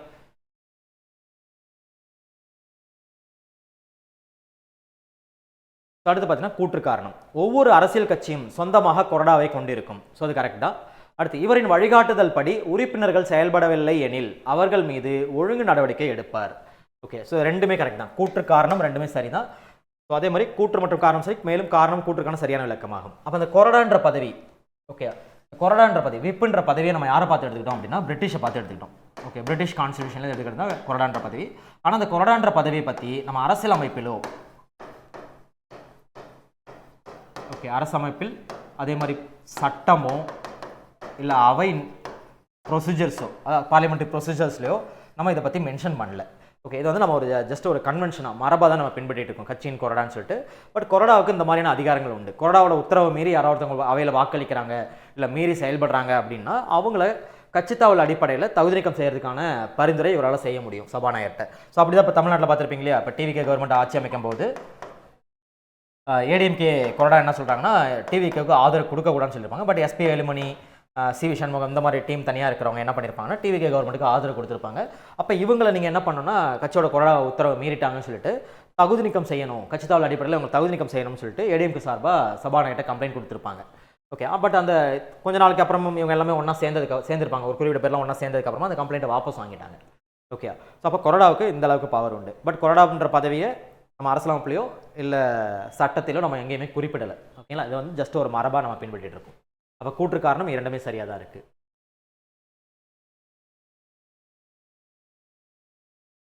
ஓகே, அடுத்து பின்வருவனற்றில் ஆளுநர் மசோதாக்களை நிறுத்தி வைப்பதற்கான காரணங்களில் சரியானது எது? ஓகேங்களா, ஸோ மசோதா அரசியலமைப்பிற்கு எதிராக உள்ள போது, அரசியல் நெறிமுறை கோட்பாட்டிற்கு எதிராக உள்ள போது, தேசிய முக்கியத்துவத்தை கெடுக்கும் வகையில் மசோதா உள்ளபோது, சட்டப்பிரிவு 13 படி கட்டாய சொத்து பறிப்பு தொடர்புடையதாக இருக்கும்போது. ஓகே, இது எல்லாமே கரெக்ட் தான். ஆக்சுவலாக மொதல் 3 வந்து கரெக்டாக இருக்குது, 4வது கரெக்ட் தான். பட் இந்த இடத்துல ஆர்டிகல் வந்து either 31A ஆர் 300A இந்த மாதிரி கொடுத்துருந்தா அது கரெக்டாக இருக்கும். ஏன்னா கட்டாயமாக அரசு வந்து சொத்துக்களை பறிக்கிற மாதிரி ஒரு சட்டம் ஏற்றிட்டாங்கன்னா அப்போ அதையுமே பிரசிடென்ட் என்ன பண்ணலாம், பிரசிடென்ட்டுக்கு ஃபார்வர்ட் பண்ணலாம். பட் இங்கே வந்து ஆர்டிகல் தப்பாக கொடுத்ததுனால இந்த ஸ்டேட்மெண்ட் தப்பு. மற்றபடி இந்த காரணங்களுக்காக ஆளுநர் என்ன பண்ணலான்னா தனக்கு வரக்கூடிய மசோதாவை அவர் என்ன பண்ணலாம், நிறுத்தி வைக்கலாம் அல்லது குடியரசுத் தலைவருக்கும் பரிந்துரை செய்யலாம். ஓகேங்களா, ஏன்னா ஆளுநருக்கு ஒரு மசோதா வருதுன்ற பட்சத்தில் அவர் என்ன பண்ணலாம், ஒன்று சைன் பண்ணலாம், இல்லை வித்ஹோல்ட் பண்ணலாம், இல்லை திருப்பி அனுப்பலாம், இல்லை பிரசிடென்ட்டுக்கு ஃபார்வர்ட் பண்ணலாம். ஓகே, அப்போ இந்த காரணங்களுக்காக அவர் என்ன பண்ணலாம், மசோதாவை நிறுத்தி வைக்கலாம். ஓகே. ஸோ அதான் இப்போ ரீசெண்டாக இஷ்யூ ஆச்சு. ஆளுநர் வந்து ஒரு மசோதா நிறுத்தி வைக்கிறாருன்னா அவருக்கு வந்து டைம் லிமிட் கொடுக்கணும். ஸோ தேவையில்லாமல் அவங்க ரொம்ப நாள் நிறுத்தி வைக்கிற மாதிரி இருக்குன்னு சொல்லுவாங்க. பட் அது வந்து இன்னமும் வித்ஹோல்டில் தான் இருக்குது. ஓகேங்களா, அது ப்ராப்பரான இன்னும் கோர்ட்லேருந்து அது தீர்ப்பு வரல. ஸோ அதனால் இப்போ வரைக்கும் இதுதான் ஃபாலோ பண்ணிட்டு இருக்காங்க. அடுத்து, consider the following statements regarding the pardoning power of the governor. அதாவது ஆளுநரோட மன்னிக்கும் அதிகாரங்களை பற்றி சொல்லியிருக்காங்க. அப்போ ஆளுநரோட மன்னித்தல் அதிகாரம் எங்கே இருக்கும் அப்படின்னா 161 இருக்கும். ஏன்னா பிரசிடென்ட்டுக்கு 72 சொல்லியிருப்பாங்க. அப்போ 89 ஆட் பண்ணால் 161 ஆளுநரோட மன்னித்தல் அதிகாரம். ஓகே. ஸோ ஃபர்ஸ்ட் ஸ்டேட்மெண்ட் என்ன கொடுத்தாங்க, மரண தண்டனையை ஆளுநர் மன்னிக்க முடியும். ஸோ தப்பு, மரண தண்டனையை மன்னிக்க முடியாது. பட் மரண தண்டனையை மாற்றி அமைக்கலாம், இல்லை மரண தண்டனை குறைக்கலாம். பட் மரண தண்டனையை இவரால் மன்னிக்க முடியாது. ஏன்னா மன்னித்தல் என்பது என்ன, செய்த குற்றத்தையும் கேன்சல் பண்ணுறது, அவருக்கு வழங்கப்பட்ட தண்டனையும் கேன்சல் பண்ணி முழு நிரபராதியாக வெளியில் அனுப்புறதுக்கு பேர் தான் மன்னித்தல். இதை ஆளுநரால் பண்ண முடியாது, பட் குடியரசுவர் பண்ண முடியும். மரண தண்டனையின் மீது, அனைத்து தண்டனையின் மீதும் குடியரசுவரால் பண்ண முடியும். பட் ஆளுநரால் மரண தண்டனை மட்டும் இந்த மாதிரி பண்ண முடியும், மற்ற தண்டனையில் இந்த மாதிரி மன்னிக்க முடியும். ஓகே. அடுத்து, இராணுவ நீதிமன்றத்தால் வழங்கப்படும் தண்டனையை குறைப்பது தொடர்பாக ஆளுநர் முடிவெடுக்கலாம். ஓகே. ஸோ இதுவுமே தப்பு. ஏன்னா ராணுவ நீதிமன்றத்தால் வழங்கப்பட்ட தண்டனை மீது நடவடிக்கை எடுக்கக்கூடிய அதிகாரம் யார்கிட்ட இருக்குன்னா பிரசிடென்ட் தான் உண்டு, ஆளுநர்கிட்ட கிடையாது. ஆளுநர் அதிகபட்சமாக என்ன பண்ணலாம், மாநில பட்டியல்களில் இருக்கு இல்லையா, அந்த துறைகளின் மீதான இது மட்டும் தான் இவரால் பண்ண முடியும். ஓகே. அப்போ ராணுவம் பார்த்தீங்கன்னா மத்திய அரசோட கட்டுப்பாட்டில் இருக்கிறதுனால இதில் ஆளுநரால் தலையிட முடியும். அப்போ ரெண்டுமே தவறு தான்.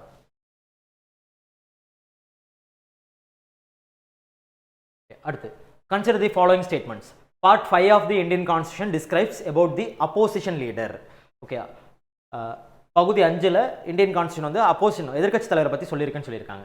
அடுத்து, his party must have at least 1/10 of the members of the Lok Sabha. அடுத்து, he has authority equal to that of minister of state and receives pay and allowances equal to him. இதில் எதெல்லாம் சரி எதெல்லாம் தப்புன்னு கொடுத்துருக்காங்க. ஆக்சுவலாக பார்த்தீங்கன்னா ரெண்டாவது ஸ்டேட்மெண்ட் மட்டும் தான் சரியாக இருக்குது. ஏன்னா பார்ட் 5ல் லீடர் ஆஃப் அப்போசிஷன்ற டாபிக் அங்கே தான் வரும். ஆனால் அரசியலமைப்பில் அதை மென்ஷன் பண்ணியிருக்காங்களா, டிஸ்கிரைப் பண்ணியிருக்காங்களா அப்படின்னு கேட்டால் அரசியலமைப்பில் அந்த பதவியை பற்றி சொல்லப்படலை. லேட்டராக தான் 1977 தான் என்ன பண்ணுறாங்கன்னா இந்த மாதிரி லீடர் ஆஃப் அப்போசிஷன்ன்ற ஒரு பதவியை அங்கீகரித்தாங்க. ஸோ அப்போ இது வந்து ஸ்டாச்சுட்டரி, ஓகே, சட்ட ரீதியான அங்கீகாரம் தான் இருக்க தவிர இதுக்கு வந்து அரசியலமைப்பில் இதை பற்றி சொல்லப்படவே இல்லை. ஓகேங்களா, எதிர்க்கட்சி தலைவரை பற்றி. ஓகே. அடுத்து செகண்ட் ஸ்டேட்மெண்ட் என்ன சொல்லுவாங்க, எதிர்க்கட்சியாக நீங்கள் அங்கீகரிக்கப்படணும்னா அட்லீஸ்ட் 1/10 10ல் ஒரு சீட்டாவது இருந்தால் மட்டும் தான் எதிர்க்கட்சி அந்தஸ்து கிடைக்கும். அடுத்து, எதிர்க்கட்சி தலைவர் யாருக்கு சமமான அதிகாரம் உடையவர் அப்படின்னா கேபினெட் மினிஸ்டர் ஆஃப் ஸ்டேட் கிடையாது, கேபினெட் அமைச்சருக்கு சமமான அதிகாரம் உடையவர். ஏன்னா 3 அமைச்சர்களில் யாருக்கு அதிகப்படியான பவர் இருக்கும்னா கேபினெட் மினிஸ்டருக்கு தான் பவர் இருக்கும். அப்போ எதிர்க்கட்சி தலைவருக்குமே பார்த்தீங்கன்னா அந்த அளவுக்கான அதிகாரம் கொடுக்கப்பட்டிருக்கணும். ஓகே. நீங்கள் எக்ஸாம்பிள் தமிழ்நாட்டிலே பார்த்துருப்பீங்க, போன பீரியடில் டிஎம்கே பீரியடில் எதிர்க்கட்சி தலைவராக வந்துட்டு எடப்பாடி பழனிசாமி அவர்கள் இருந்திருப்பாங்க. அப்போ டிஎம்கே அமைச்சர்களுக்கெல்லாம் பார்த்தீங்கன்னா அந்த கிரீன்வே, அதை சென்னையில் வந்து அரசு இல்லங்கள் ஒதுக்கப்பட்டிருக்கும். அதில் பார்த்தீங்கன்னா எதிர்க்கட்சி தலைவருக்குமே அரசு இல்லங்கள் ஒதுக்கப்பட்டிருக்கும், அரசு பங்களா. அது இபிஎஸ்கே அவர்களுக்குமே இந்த கிரீன்வே அப்படின்ற ஒரு பகுதியில் அரசு பங்களா ஒதுக்கப்பட்டிருக்கும். ஏன்னா அவருமே கேபினெட் அமைச்சருக்கு சமமான அதிகாரம் உடையவர் அப்படின்றதுனால. ஸோ அப்படி பார்க்கும்போது ஸ்டேட்மெண்ட் 2 மட்டும்தான் கரெக்டாக இருக்குது. ஓகே. இதில் எக்ஸ்ட்ரா டீட்டில் வேறு என்ன பார்க்கலாம் அப்படின்னா, இப்போ 77 தான் சட்ட அங்கீகாரம் பெற்றது. ஓகே. அப்போ அதுக்கு முன்னாடி சட்ட அங்கீகாரம் பெறாமலே முதல் முறையாக யார் எதிர்க்கட்சி தலைவராக இருந்தால் 69ல் ராம் சபக் சிங் அப்படின்னு சொல்லிட்டு, ஓகேங்களா, ராம் சிங் அப்படின்றது தான் ஃபர்ஸ்ட் இருந்தார் 69ல். 77ல் பார்த்தீங்கன்னா யஷ்வந்த் ராவ் சவன் முதல் முறையாக சட்ட அங்கீகாரம் பெற்ற எதிர்க்கட்சி தலைவர் அப்படின்ற பேரில் யஷ்வந்த் ராவ் சவன் அப்படின்றவர் தான் முதல் முறையாக 1977 இருந்தார். ஓகேங்களா. ஸோ இதுதான் இந்த இதில் தெரிய வேண்டியது. ஸோ பார்க்கும்போது 1 and 3 வந்து ஃபால்ஸாக இருக்குது. அடுத்த கொஸ்டின் பாருங்க, சட்டப்பேரவை உறுப்பினர் எந்தவித முன்னறிவிப்பும் இன்றி தொடர்ந்து எத்தனை நாட்கள் அவைக்கு வருகை தராத நபர்களின் பதவி காலியாகும். அதாவது சட்டப்பேரவையில், ஓகே, அப்போது நீங்கள் பார்லிமெண்ட்டில் பார்த்தீங்கன்னா 101ல் காலியிடத்தை பற்றி பேசியிருப்பாங்க. என்னென்ன காரணத்துக்கெலாம் ஒரு எம்பியோட பதவி காலியிடமாக அறிவிக்கப்படலாம். எக்ஸாம்பிள் பார்த்தா தொடர்ந்து 60 நாட்கள் வராமல் இருக்கிறது, இல்லை மனநலம் சரியற்றவர், இல்லை அவையிலேருந்து வெளியேற்றப்பட்டால், இந்த மாதிரி நிறைய காரணம், திவாலானவர், இந்த மாதிரிலாம் கொடுத்துருப்பாங்க. அப்போ அந்த காரணத்தினால காலியிடமாக அறிவிக்கப்படலாம். இல்லைனா இரட்டை உறுப்பினர், டபுள் மெம்பர்ஷிப் பார்த்துருப்பீங்க இல்லையா, ஒரே நபர் வந்துட்டு 2 இடங்களில் ஜெயிக்கிறாரு, இல்லை 2 பதவிக்கு தேர்ந்தெடுக்கப்படுறாரு ஒரே டைமில். பார்த்தீங்கன்னா எம்பி, லோக்சபா எம்பியாகவும் தேர்வு செய்யப்பட்டுறாரு, ராஜ்யசபா எம்பியாகவும் தேர்வு செய்யப்பட்டார் சைமல்டேனியஸாக அப்படின்னா, அப்போ அவர் என்ன பண்ணணும், 10 நாட்களுக்குள்ள ஏதோ ஒரு பதவியை சூஸ் பண்ணுவோம், இல்லைனா அவரோட ராஜ்யசபா காலி ஆகிடும் அப்படிலாம் கொடுத்துருப்பாங்க இல்லையா. அப்போ இந்த மாதிரி காரணங்கள் தான் காலியிடத்தை பற்றி சொல்லியிருப்பாங்க. அப்போ இது கூட 89 ஆட் பண்ணும்போது 190ல் பார்த்தீங்கன்னா ஸ்டேட்டில் இருக்கக்கூடிய எம்எல்ஏ பதவியோட காலியிடம், எம்எல்ஏ எம்எல்சியோட காலியிடத்தை பற்றி சொல்லியிருப்பாங்க. அப்போது இங்கே ஒரு கண்டிஷன் சொல்லியிருப்பாங்க, தொடர்ந்து 60 நாட்கள் அனுமதியின்றி வெடுப்பெடுத்தால், வித்தவுட் பர்மிஷனில் நீங்கள் லீவ் எடுக்கிறீங்க அப்படின்னா என்ன ஆகும், அவங்களோட தொகுதியை காலியிடமாக அறிவிக்கலாம், அதாவது அவங்களோட சீட்டை வந்து காலியிடமாக அறிவிக்க முடியும் அப்படின்றது தான் இந்த கான்ஸ்டியூஷன். நீங்கள் ரீசெண்டாக பார்த்தீங்கன்னா தெரியும், மன்மோகன் சிங் அவர்கள் வந்துட்டு இறக்குற தருவாயில் வந்து அவர் ஹாஸ்பிட்டல் அட்மிட் பண்ணியிருப்பாங்க. அந்த டைமில் பார்த்தீங்கன்னா கூட்டத்தொடர் நடைபெற்றிருந்திருக்கும். ஓகே, அப்போ மன்மோகன் சிங் சார்பாக லீவ் லெட்டர் அனுப்பியிருப்பாங்க. அதை கூட நியூஸில் கூட போட்டிருப்பாங்க, மன்மோகன் சிங் அவர்கள் விடுப்பு கடிதம் அனுப்பியுள்ளார் பார்லமெண்ட்டுக்கு அப்படின்னு சொல்லிட்டு. ஏன்னா நீங்கள் இந்த மாதிரி இன்ஃபார்ம் பண்ணாமல் தொடர்ந்து 60 நாட்களுக்கு மேலே நீங்கள் லீவ் எடுக்கிறீங்க அப்படின்னா அதையுமே ஒரு காரணமாக வச்சு உங்களோட சீட்டை வந்து காலியிடமாக அறிவிக்கக்கூடிய அதிகாரம் உண்டு. ஓகே, ஸோ அதனால தான் இதை பற்றி சொல்லியிருப்பாங்க. ஓகே, அப்போ 60 நாட்கள். அடுத்து அசஷன் reason. A minister at the central level can be dismissed by the prime minister. Okay, so அது தப்பு. ஏன்னா மினிஸ்டரை யாரால் ரிமூவ் பண்ண முடியும் அப்படின்னா பிரசிடென்ட்டால் தான் ரிமூவ் முடியும். மேபி பிரைம் மினிஸ்டர் என்ன பண்ணலாம், ரெக்கமெண்ட் தான் பண்ணுவார், பிரசிடென்ட்டுக்கு ரெக்கமெண்ட் தான் பண்ண முடியும். பட் டேரெக்டாக பிரைம் மினிஸ்டரே போயிட்டு ஒரு மினிஸ்டர் ரிமூவ் பண்ண முடியாது. அடுத்து reason, a minister is appointed by president only on the advice of prime minister. Reason வந்து கரெக்ட் தான். மினிஸ்டர் வந்துட்டு யாரால் நியமிக்கப்படுறாரு அப்படின்னா பிரசிடென்ட்டால், யாருடைய பரிந்துரையின் பேரில் நியமிக்கப்படுறாரு அப்படின்னா பிரைம் மினிஸ்டரோட பரிந்துரையின் பேர் தான்.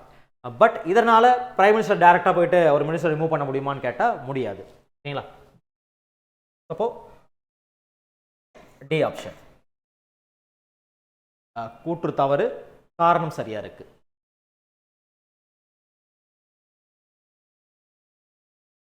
ஓகே, அடுத்து the concept of a bicameral legislature was borrowed from the British Constitution. Which of the following states does not have a bicameral legislature? அதாவது ஈரவை கொள்கை. ஈரவை கொள்கை என்பது நம்ம பிரிட்டிஷை பார்த்து எடுத்துருக்கோம். நம்மளோட பார்லமெண்ட்ரி நடைமுறை, ஈரவை கொள்கை, இந்த மாதிரி எல்லா விஷயங்களுமே நம்ம வந்து மேக்ஸிமம் பிரிட்டிஷ் பார்த்து எடுத்திருக்கோம்.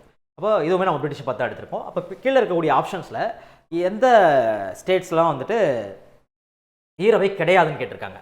ஸோ மொத்தம் இப்போ கரண்டில் பார்த்தீங்கன்னா 6 ஸ்டேட்டில் தான் வந்துட்டு ஈரவை இருக்குது. கர்நாடகா, தெலுங்கானா, பீகார், யூபி, மகாராஷ்டிரா, அடுத்து பார்த்தீங்கன்னா ஆந்திர பிரதேஷ். ஓகே, இந்த 6 ஸ்டேட்டில் தான் இப்போதைக்கு ஈரவை கொள்கை சட்ட மேலவைன்னு ஒன்று வச்சுருக்காங்க. ஓகே, ஸோ தமிழ்நாட்டிலுமே மேலவை இருந்துச்சு. தமிழ்நாட்டில் 1986 மேலவை கலைக்கப்பட்டுருச்சு. ஓகே, மறுபடியும் நம்ம என்ன பண்ணோம், 2010 மேலவை உருவாக்குறதுக்கான ஒரு சட்டம் கொண்டு வந்தோம். பட் 2011 ஆட்சி மாறினதுனால அந்த சட்டத்தை வந்து அவங்க கேன்சல் பண்ணிட்டாங்க. ஓகே, அதில் கேரளாவில் பார்த்தீங்கன்னா மேலவை கிடையாது.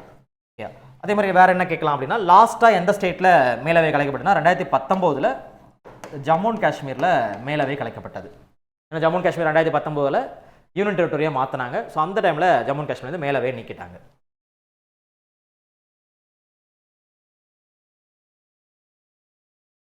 ஓகே, ஸோ அடுத்த question, who said that the speaker post should be an honored position, a free position, and should be occupied always by person of outstanding ability and impartiality. அதாவது சபாநாயகர் பதவியானது ஒரு மேன்மை தாங்கிய சுதந்திரமான பதவியாக இருக்க வேண்டும். அந்த பதவி எப்போதும் மிக திறமை வாய்ந்த மற்றும் பாரபட்சமற்ற ஒருவரால் வதிக்கப்பட வேண்டும் என கூறியவர். ஸோ இது பார்த்தீங்கன்னா நேரு அவர்கள் தான், ஜவஹர்லால் நேரு. ஏன்னா நேரு தான் நிறைய டைம் அந்த ஸ்பீக்கரை பற்றி கொடுத்துருவாங்க. ஏன்னா நேரு ஆக்சுவலாக ஒரு ஸ்டோரி சொல்லுவாங்க, ஸ்டோரியில் உண்மையிலே நடந்துன்னு சொல்லுவாங்க. நேரு ஆட்சி காலத்தில் யாரோ ஒருத்தர் சபாநாயகராக இருக்கும்போது அந்த சபாநாயகர் என்ன பண்ணியிருப்பாருன்னா காங்கிரஸோட மாநாடுகளில் கலந்துருப்பார். ஓகே, காங்கிரஸோட கட்சி சார்ந்த மாநாடுகளில் கலந்துருப்பார். அப்போது நேரு அவர்கள் அந்த சபாநாயகரை கண்டிச்சிருப்பார். ஏன்னா ஒரு சபாநாயகராக இருக்கும்போது சபாநாயகர் நடுநிலைமையாக இருக்கணும். இப்போ சபாநாயகர் அவையில் பார்த்தீங்கன்னா இப்போ லோக்சபா இருக்குன்னா சபாநாயகர் தான் நடுவில் இருப்பார். சபாநாயகருக்கு வலது சைடில் ஆளுங்கட்சியும் லெஃப்ட் சைடில் எதிர்கட்சியும் இருப்பாங்க. அப்படி இருக்கும்போது சபாநாயகர் தான் ஒரு நடுநிலைமையோடு செயல்படும். இப்போது ஒரு சபாநாயகராக இருக்கிறவர் வந்து நீங்கள் கட்சி மாநாடுகளில் கலந்துக்கும் போது எதிர்கட்சி சேர்ந்தவங்களுக்கு உங்கள் மீது நம்பிக்கை வராது, நீங்கள் நடுநிலைமையாக செயல்படுவீங்கன்னு சொல்லிட்டு ஒரு நம்பிக்கை வராதுன்ற மாதிரி சொல்லியிருப்பார். ஸோ அதனால தான் அவர் இந்த மாதிரி ஒரு ஸ்டேட்மெண்ட் சொல்லியிருப்பார். அப்போ சபாநாயகராக இருக்கிறவங்க ஒரு பாரபட்சமற்றவங்களாக இருக்கணும், ஆளுங்கட்சியோ எதிர்கட்சியோ ஒரு நடுநிலைமையாக செயல்படணும் அப்படின்ற விஷயத்தை இவர் சொல்லியிருப்பார். ஓகே, ஜவஹர்லால் நேரு அவர்கள்.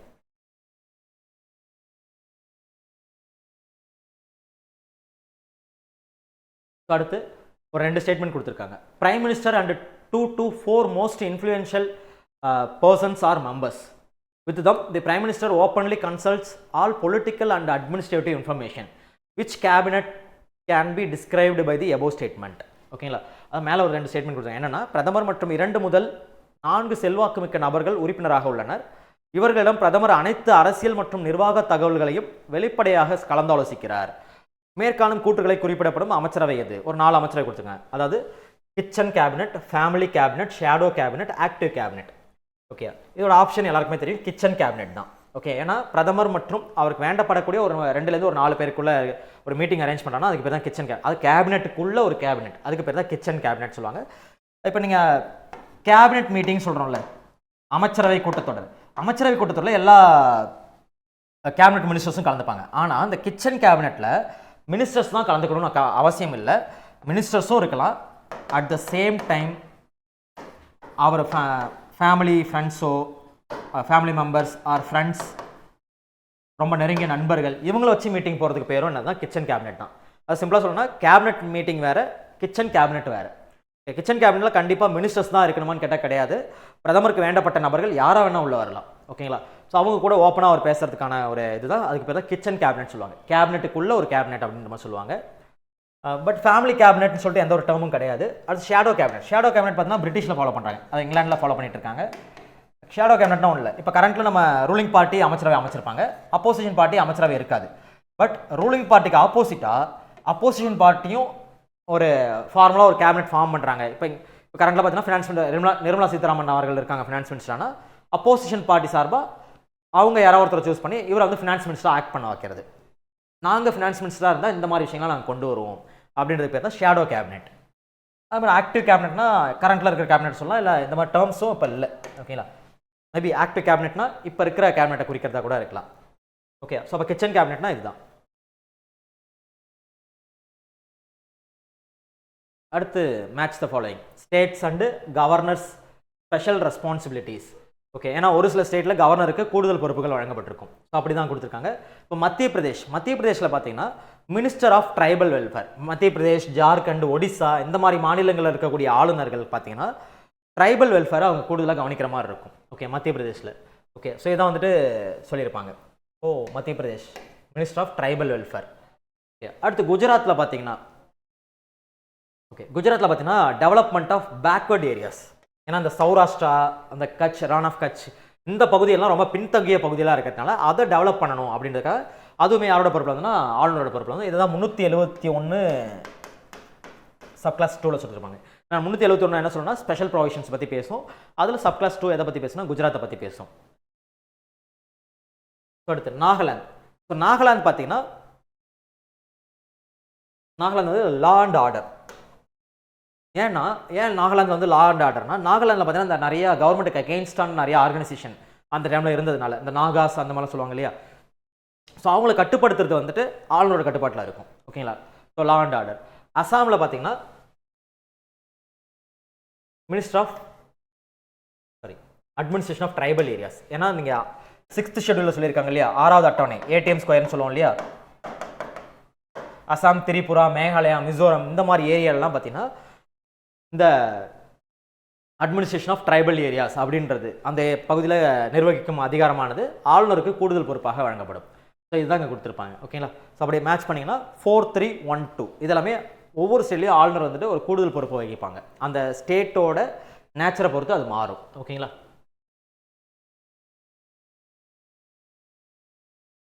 அடுத்து, in certain states of India, the governor has the power to determine a specified share of royalty from the licenses granted for mineral extraction. Which of the following states does not follow this practice? So இதே தான் போன இதில் பார்த்தீங்கன்னா tribal welfare. So அப்போது இங்கே ATM square 6th schedule ஸ்டேட்ஸில் மட்டும்தான் ஆளுநருக்கு இந்த பவர் உண்டு. அப்போ அசாம், திரிபுரா, மேகாலயா, மிசோரம்லாம் 6th ஷெட்யூலில் வரும், மணிப்பூர் 6th ஷெட்யூலில் வராது. ஸோ அப்போ இது கிடையாது. போன கொஸ்டின் இந்த கொஸ்டின் அப்படியே கண்டினியூஷன் தான்.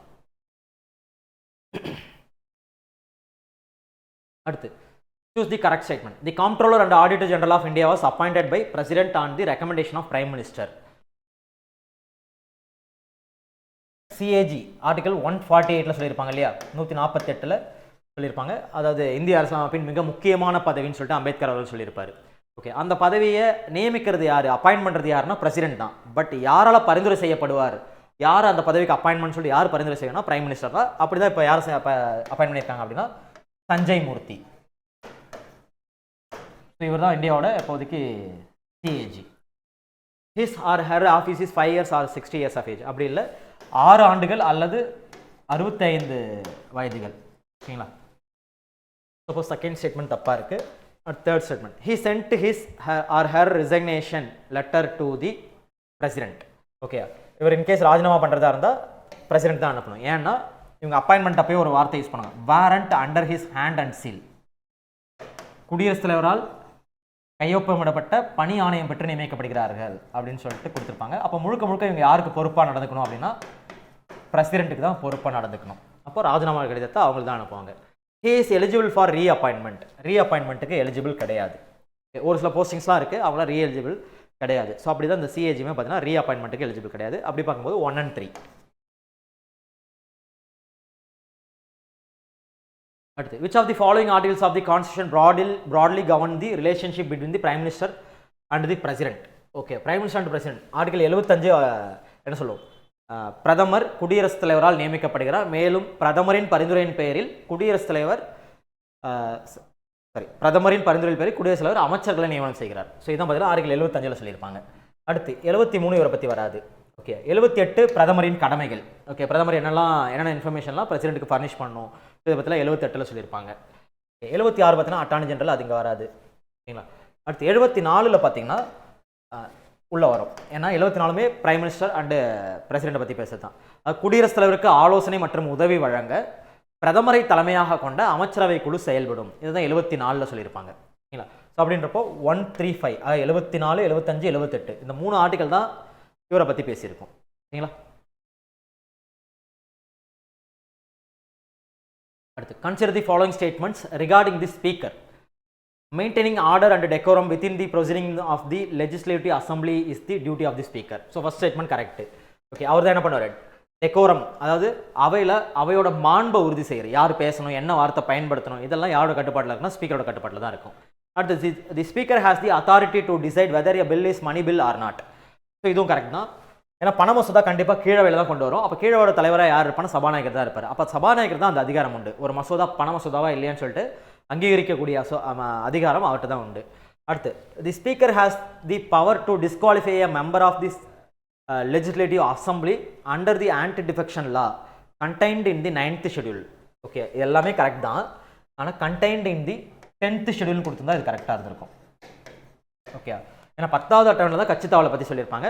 பட் இங்கே என்ன சொல்லிட்டாங்க, 9வது அட்டவணை, அதாவது என்ன சொல்லியிருக்காங்கன்னா 9வது அட்டவணையின் கீழ் உள்ள கட்சித்தாவல் தடை சட்டத்தின்படி ஒரு சட்டமன்ற உறுப்பினரை தகுதி இழப்பு செய்யும் அதிகாரம் சபாநாயகரிடமே உள்ளது. ஸோ கரெக்ட் தான். ஆனால் இங்கே வந்து 10வது அட்டவணை சொல்லியிருக்கணும். பட் இப்போ கரண்ட்டில் பார்த்தீங்கன்னா ஓகே, ஸ்பீக்கருக்கு தான் அந்த பவர் உண்டு. ஒருத்தர் கட்சி தாவலில் ஈடுபடுறாருன்னா அவர் தகுதி நீக்கம் செய்யக்கூடிய அதிகாரம் ஸ்பீக்கருக்கு தான் உண்டு. பட் ஸ்பீக்கர் கட்சி தாவல் அடிப்படையில் ஒருத்தர் தகுதி நீக்கம் செஞ்சிருந்தா கூட அந்த உறுப்பினர் என்ன பண்ணலாம்னா ஜுடிஷியல் ரிவ்யூவுக்கு அப்ளை பண்ணலாம் அப்படின்னு சொல்லக்கூடியது ஒரு கேஸில் சொல்லியிருப்பாங்க. அதாவது கிஹோட்டோ ஹோலோஹன் கேஸ்.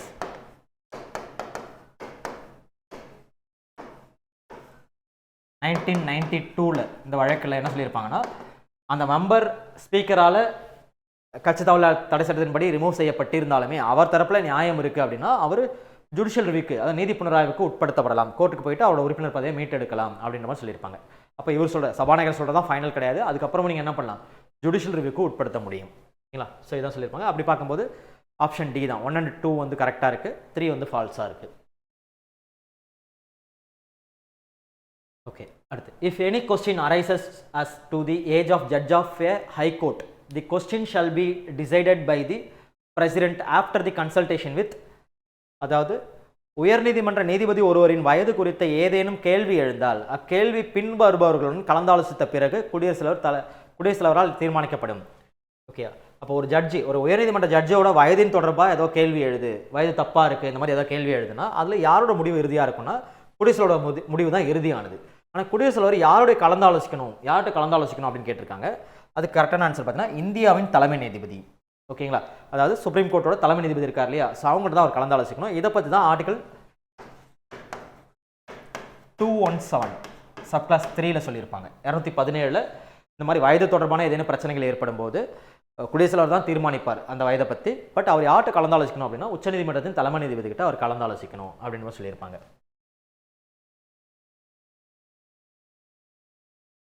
ஓகே, ஸோ அடுத்து ஒரு 3 ஸ்டேட்மெண்ட் கொடுத்துருக்காங்க. He was the first chairman of the Rajya Sabha of independent India. அப்போ ராஜ்யசபாவோட தலைவராக யார் இருப்பானா வைஸ் பிரசிடென்ட் தான். அப்போ ஃபர்ஸ்ட் ராஜ்யசபாவோட சேர்மன்னா first vice president. Okay, he served as the chairman of Rajya Sabha for the longest time. Okay, ஒரு மிக நீண்ட காலம் ராஜ்யசபாவோட சேர்மனாக இருந்தது யாருன்னா இவர் தான். ஓகேங்களா. He was also act as the first citizen of India. He was also acts as the first citizen of India.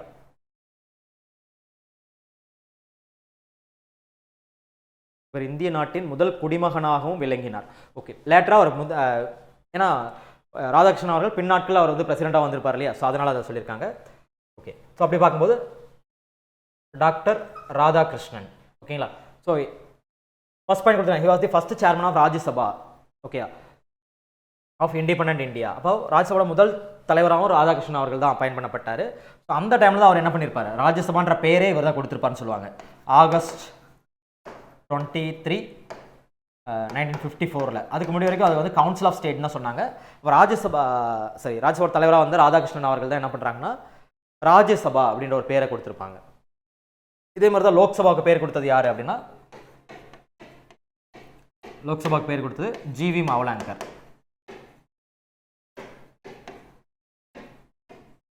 Okay, மே 14, 1954 இவர் வந்துட்டு லோக்சபாவுக்கு ஹவுஸ் ஆஃப் பீப்புள் மக்களவைக்கு லோக்சபா அப்படின்ற பேரை ஜிவி மாவலாங்கர் அவர்கள் கொடுத்திருப்பாரு. அசஷன் ரீசன் அடுத்து, a person may be appointed chief minister even if he is not a member of the legislative assembly. So அது correct தான். ஒரு எம்எல்ஏவா இல்லைனா கூட அவர் வந்துட்டு நீங்கள் என்ன பண்ணலாம், சீஃப் மினிஸ்டர் அப்பாயின்ட் பண்ணலாம். he must be elected as a member of the legislative assembly within 1 year of taking office. Okay, within 1 year இல்லை, within 6 months, 6 மாதத்துக்குள்ள அவர் ஏதேனும் ஒரு அவையில் உறுப்பினராக தேர்ந்தெடுக்கப்பட வேண்டும். ஸோ இதை தான் பார்த்தீங்கன்னா 164 சொல்லியிருப்பாங்க. 164(1) இதை பற்றி சொல்லியிருப்பாங்க, நியமனத்தை பற்றி சொல்லியிருப்பாங்க சீஃப் மினிஸ்டர். ஓகே, அப்போ 6 மாதம்ன்றது அது கரெக்டாக இருக்கும். அப்போ ஏ வந்து ட்ரூ, ஆர் வந்து ஃபால்ஸாக இருக்குது. அடுத்து, in which case it was set that if the chief minister could not prove the majority in the legislative assembly then the governor can dissolve the government. ஓகேங்களா. அதாவது முதலமைச்சர் பெரும்பான்மையை சட்டப்பேரவையில் நிரூபணம் செய்ய முடியவில்லை என்றால் ஆளுநர் ஆட்சியை கலைக்கலாம் என்று எந்த வழக்கில் கூறப்பட்டது? ஸோ ஸ்டேட் எமர்ஜென்சினாலே எஸ்ஆர் பொம்மை வழக்கு தான் 1994. ஓகேங்களா. ஸோ எஸ்ஆர் பொம்மை வழக்கு. ஸோ இந்த வழக்கெலாம் என்ன சொல்லியிருப்பாங்கன்னா, நீங்கள் ஸ்டேட் எமர்ஜென்சி ஆர்டிகல் 356 நீங்கள் பயன்படுத்துறீங்க அப்படின்னா நீங்கள் வந்து ப்ராப்பராக பயன்படுத்தணும், தேவையில்லாத காரணங்களுக்கெல்லாம் நீங்கள் பயன்படுத்தக்கூடாது அப்படின்னு மாதிரி சொல்லியிருப்பாங்க. சாதாரண சட்ட ஒழுங்கு, மாநிலத்தில் ஆட்சியில் இருக்கக்கூடிய ஒரு கட்சி வந்து லோக்சபா தேர்தலில் தோத்துட்டாங்க, இந்த மாதிரியான காரணங்களுக்கெல்லாம் நீங்கள் எமர்ஜென்சி டிக்ளேர் பண்ணக்கூடாது. அந்த ஸ்டேட்டில் அரசியலமைப்பின்படி ஆட்சி செய்ய முடியலை அப்படின்ற ஒரு காரணத்துக்காக மட்டும்தான் நீங்கள் எமர்ஜென்சி டிக்ளேர் பண்ணணும். அரசியலமைப்பின்படி ஆட்சி செய்யலைன்னா பெரும்பான்மை இல்லாமல் ஆட்சி செய்கிறாங்கன்னு அர்த்தம். அப்படின்னா மட்டும்தான் நீங்கள் எமர்ஜென்சி டிக்ளேர் பண்ணணும் அப்படின்னு சொல்லிட்டு எஸ்ஆர் பொம்மை வழக்கில் அதை சொல்லியிருப்பாங்க. ஸோ மற்ற வழக்கெல்லாமே நீங்கள் பார்த்துருப்பீங்க இல்லையா, இந்திரா சஹானி கேஸ் ரிசர்வேஷனை பற்றி சொல்லக்கூடிய வழக்கு, மேனகா காந்தி வழக்கு வந்துட்டு இந்த பாஸ்போர்ட் வழக்கு 1978 நடந்திருக்கும், ரைட் டு ப்ரைவசி, அதை பற்றி. சஜன் சிங் வழக்கு வந்துட்டு இந்த தூக்கு தண்டனை தொடர்பான ஒரு வழக்கு. ஓகேங்களா. ஸோ இதெல்லாமே நீங்கள் ஆல்ரெடி பார்த்துருப்பீங்க. அடுத்து, இந்திய அரசியலமைப்பின் சட்டப்பிரிவு 169 படி சட்டப்பேரவையின் மொத்த உறுப்பினர்களில் எத்தனை பங்கு உறுப்பினர்கள் வாக்களித்து தீர்மானத்தை நிறைவேற்றி சட்டமேலவை உருவாக்கவோ அல்லது நீக்கவோ நாடாளுமன்றத்தை கேட்டுக்கொண்டால் நாடாளுமன்றம் இயற்றும் சட்டத்தின் மூலம் சட்டமேலவை உருவாக்கப்படும் அல்லது நீக்கப்படும். ஓகே, அதாவது 169 சொல்லியிருப்பாங்க ஒரு ஸ்டேட்டுக்கு வேணும்னா. ஏன்னா 169 தான் என்ன சொல்லுது, சட்டமேலவை உருவாக்கம் அல்லது கலைத்தல். ஓகே, ஸ்டேட் லெஜிஸ்லேட்டிவ் கவுன்சில் வேணும்னாலும் உருவாக்கிக்கலாம், இல்லைன்னா கலைச்சிக்கலாம். இந்த அதிகாரத்தை யார்கிட்ட கொடுத்துருக்காங்கன்னா அந்த ஸ்டேட் கவர்மெண்ட்டை கொடுத்துருக்காங்க. அப்போ ஸ்டேட் கவர்மெண்ட் நினச்சா, எங்களுக்கு வேணும்னு நினச்சா நீங்கள் சட்டமேலவையை உருவாக்கிக்கலாம், வேணும்னு நினச்சா நீங்கள் கலைச்சிக்கலாம். இப்போ எக்ஸாம்பிள், சட்டமேலவை உருவாக்கணும் அப்படின்னா நீங்கள் என்ன பண்ணணும், ஸ்டேட் லெஜிஸ்லேட்டிவில் 2/3 மெஜாரிட்டியில் நீங்கள் பாஸ் பண்ணணும், 3/2 பங்கு அந்த மெஜாரிட்டியில் நீங்கள் அந்த மசோதா பாஸ் பண்ணி இதை நீங்கள் பார்லிமெண்ட்டுக்கு அனுப்புனா பார்லிமெண்ட் அதை அப்ரூவ் பண்ணிட்டாங்க, 1/2 மெஜாரிட்டியில் அவங்க அப்ரூவ் பண்ணிட்டாங்க அப்படின்னா நம்ம ஸ்டேட்டில் இந்த லெஜிஸ்லேட்டிவ் கவுன்சிலை நீங்கள் ஃபார்ம் பண்ணிக்கலாம். இல்லை தேவையில்லை அப்படின்னா கலைக்கணும்னு நினச்சாலும் இதே ப்ரொசீஜர் தான். 2/3 நீங்கள் பாஸ் பண்ணி பார்லிமெண்ட்டுக்கு கொடுத்துட்டீங்கன்னா பார்லிமெண்ட் அதை அப்ரூவ் பண்ணிட்டாங்கன்னா நம்ம ஸ்டேட்டில் லெஜிஸ்லேட்டிவ் கவுன்சிலை கலைக்க முடியும். ஓகே, ஸோ அப்போ 3/2 மடங்கு.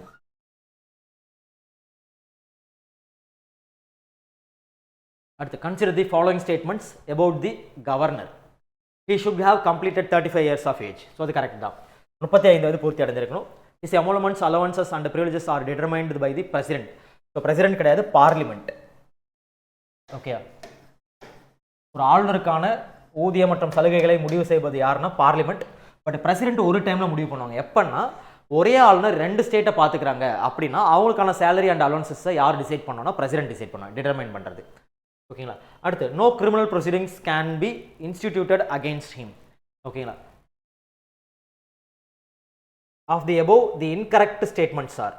ஓகே, அப்போது ரெண்டாவது ஸ்டேட்மெண்ட் தான் இன்கரெக்ட். ஸோ இது எல்லாமே கரெக்டாக இருக்குது மற்ற எல்லாமே. ஏன்னா கிரிமினல் ப்ரொசீடிங்ஸ் இல்லாத ஒருத்தவங்க தான் நீங்கள் இது பண்ணுவீங்க, ஆளுநராக இது பண்ணுவாங்க. அப்படி பார்க்கும்போது செகண்ட் ஸ்டேட்மெண்ட் தான் தப்பு. பட் அதுவுமே நீங்கள் என்ன பண்ணலாம், ஒரே ஆளுநர் 2 அல்லது அதுக்கு மேற்பட்ட மாநிலங்கள் நிர்வகிக்கிறாரு அப்படின்ற பட்சத்தில் அந்த டைமில் அந்த சேலரி அண்ட் அலவன்சஸை யார் முடிவு பண்ணுவா அப்படின்னா குடியரசில் தான் முடிவு பண்ணுவார்.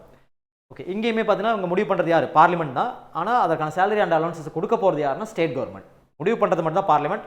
அலவன்சஸ் சேலரி கொடுக்க போகிறது யாருன்னா ஸ்டேட் கவர்மெண்ட்டோட ஃபண்ட்லேருந்து தான் அதை கொடுப்பாங்க. ஓகேங்களா. அடுத்து who among the following is the odd one out.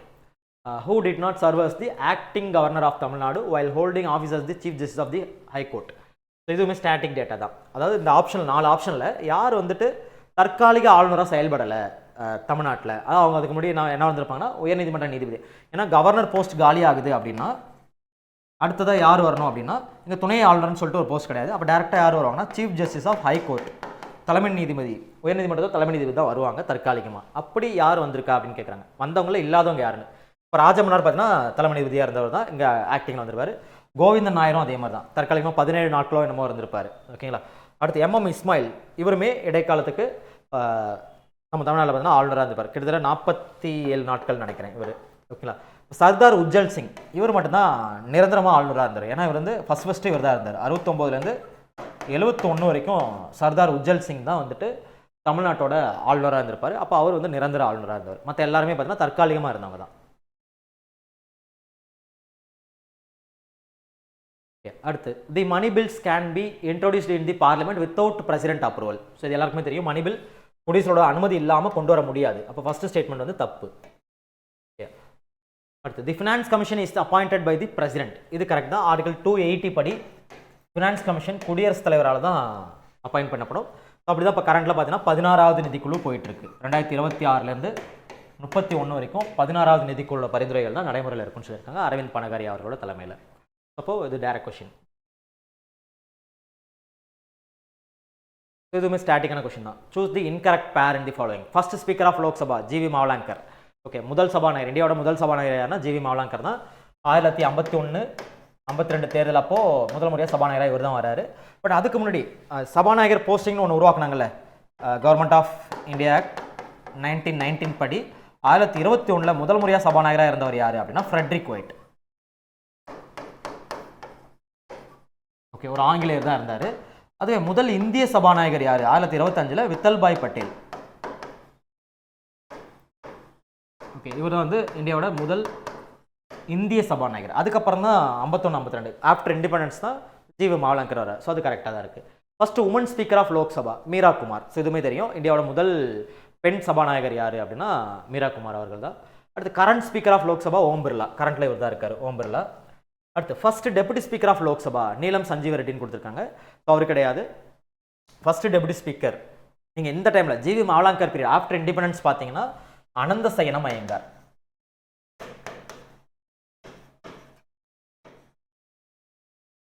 Anantha Sayanam Iyengar.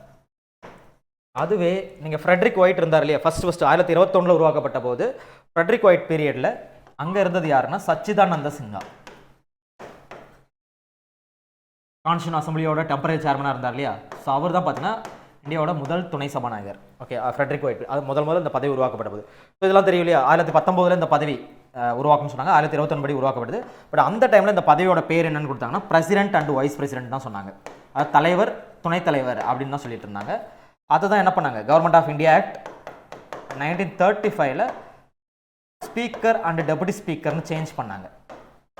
But அதையுமே அப்போ ஃபாலோ பண்ணல. சேஞ்ச் பண்ணது இந்த டைம் தான். பட் எப்போலேருந்து நம்ம ஃபாலோ பண்ணோம் அப்படின்னா 1947 அப்புறம் தான் நம்ம அதை ஃபாலோ பண்ண ஆரம்பித்தோம். இந்த பதவியோட பேர் வந்து ஸ்பீக்கர் டெபுட்டி ஸ்பீக்கர் அப்படின்ற மாதிரி. ஓகேங்களா. அப்படி பார்க்கும்போது டி ஆப்ஷன் தான் தப்பாக இருக்குது. ஓகே, அடுத்து with reference to the chairman and deputy chairman of Rajya Sabha consider the following statements. while the chairman is not a member of Rajya Sabha, the deputy chairman must be a member of the house. So அது correct தான். அடுத்து when a resolution for the removal of the vice president is under consideration, the chairman cannot preside but retains the right to cast a deciding vote in the case of an equality of votes. இது வந்து தப்பு. Okay, அதாவது chairman, ராஜ்யசபாவோட சேர்மனை வந்து remove பண்ணுற procedure நடக்கும்போது அன்னைக்கு அவர் அவையை run பண்ண மாட்டார். அது கரெக்டு. அவர் கீழே இறங்கிடுவார். துணைத் தலைவராக இருக்கிறதோ அன்றைக்கி அவையை ரன் பண்ணுவார். பட் அப்போவும் அவரால் வாக்களிக்க முடியுமா? உள்ளே வந்துட்டு அவரோட தகுதிக்கத்தின் வாக்கெடுப்பு வந்து சமனில் முடியும் போது இவரால் வாக்களிக்க முடியுமான்னு கேட்குறாங்க. வாக்களிக்க முடியாது. ஏன்னா இவர் வந்து ஒரு எம்பியே இல்லை. ஓகேங்களா, ராஜ்யசபாவோட சேர்மன். ஓகே, ஸோ அதனால் இவரால் வாக்களிக்க முடியாது. அவரோட தகுதிக்க தீர்மானத்தின் போது ராஜ்யசபா சேர்மனால் வாக்களிக்க முடியாது. ஓகேங்களா, அடுத்து the deputy chairman is directly subordinate to the chairman and reports to them on all administrative matter. இந்த இடத்துல இந்த வார்த்தை தான் இதில் முக்கியம். ஏன்னா நம்ம கான்ஸ்டியூஷன் என்ன சொல்லியிருக்காங்கன்னா, ஸ்பீக்கர் அவருக்கு கீழே டெபுட்டி ஸ்பீக்கர்னு ஒரு போஸ்ட் இருக்குது. ஆனால் ஸ்பீக்கர் செப்பரேட்டான ஒரு ஆஃபீஸ், டெபுட்டி ஸ்பீக்கர் ஒரு செப்பரேட்டான ஆஃபீஸ். அதாவது the post of deputy speaker is not subordinate to the ஸ்பீக்கர்னு சொல்லுவாங்க. துணை சபாநாயகர் பதவியானது சபாநாயகருக்கு கீழ்ப்பணிந்த பதவி அல்ல. அது வேற பதவி, இது வேற பதவி, சுதந்திரமான பதவிகள் சொல்லுவாங்க. அதே மாதிரி தான் சேர்மன் அண்ட் டெபுட்டி சேர்மன். ராஜ்யசபாவில் சேர்மன் வேற, டெபுட்டி சேர்மன் வேற. அப்போ சபார்டினேட்டாக வரமாட்டாங்க. அப்போ இங்கே சபார்டினேட், டைரக்ட்லி சபார்டினேட் கொடுத்துருக்காங்க. அவருக்கு கீழ் வர பதவின்னு கொடுத்துருக்காங்க. அப்போ இதுவுமே தப்பு. ஓகேங்களா? ஸோ ஏன்னா இப்போ ரெண்டாவது ஸ்டேட்மெண்ட் தமிழில் பார்த்தா தெரியும். First statement correct. தலைவர் மாநிலவையின் உறுப்பினராக இல்லாத நிலையில் துணைத் தலைவர் அவையின் உறுப்பினராக இருக்க வேண்டும். ஓகே, அது கரெக்ட் தான். ஏன்னா தலைவர் வந்து வைஸ் பிரசிடென்ட், அவர் மாநிலவை உறுப்பினர் கிடையாது. பட் துணைத் தலைவர் மாநிலவோட உறுப்பினர் ஒருத்தர் தான் தேர்வு செய்வாங்க. அடுத்து, துணை குடியரசுத் தலைவரை பதவி நீக்கம் செய்வதற்கான தீர்மானம் பரிசீலனையில் இருக்கும்போது தலைவர் அவைக்கு தலைமை தாங்க முடியாது. ஆனால் வாக்குகள் சமமாக இருக்கும் பட்சத்தில் தீர்மானிக்கும் வாக்கினை அளிக்கும் உரிமையை கொண்டிருக்கிறார். இது வந்து நார்மல் டைமில் ஓகே. நார்மல் டைமில் வாக்குகள் சமமாக இருந்துச்சுன்னா ராஜ்யசபா தலைவர் வந்துட்டு அது சம நிலையை போக்குறதுக்காக முடிவு வாக்கு செலுத்தலாம். ஆர்டிகல் 100 படி. ஓகே, ஆர்டிகல் 100 படி இவர் வந்து கேஸ்டிங் ஓட் பண்ணலாம். பட் இவரோட ரிமூவல் டைமில், ஓகே, ரிமூவல் டைமில் இவர் அந்த அவை தலைவர்ன்ற பதவியிலேருந்து கீழே இறங்கிறாரு. துணைத் தலைவராக இருக்கிறது தான் அவையை ரன் பண்ணுவார். அந்த டைமில் இவரால் வாக்களிக்க முடியாது. ஏன்னா இவர் அவைத்தலைவர்ன்ற கெப்பாசிட்டி தான் அந்த 100 வச்சு வாக்களிச்சார், எம்பிஏ இல்லைனா கூட.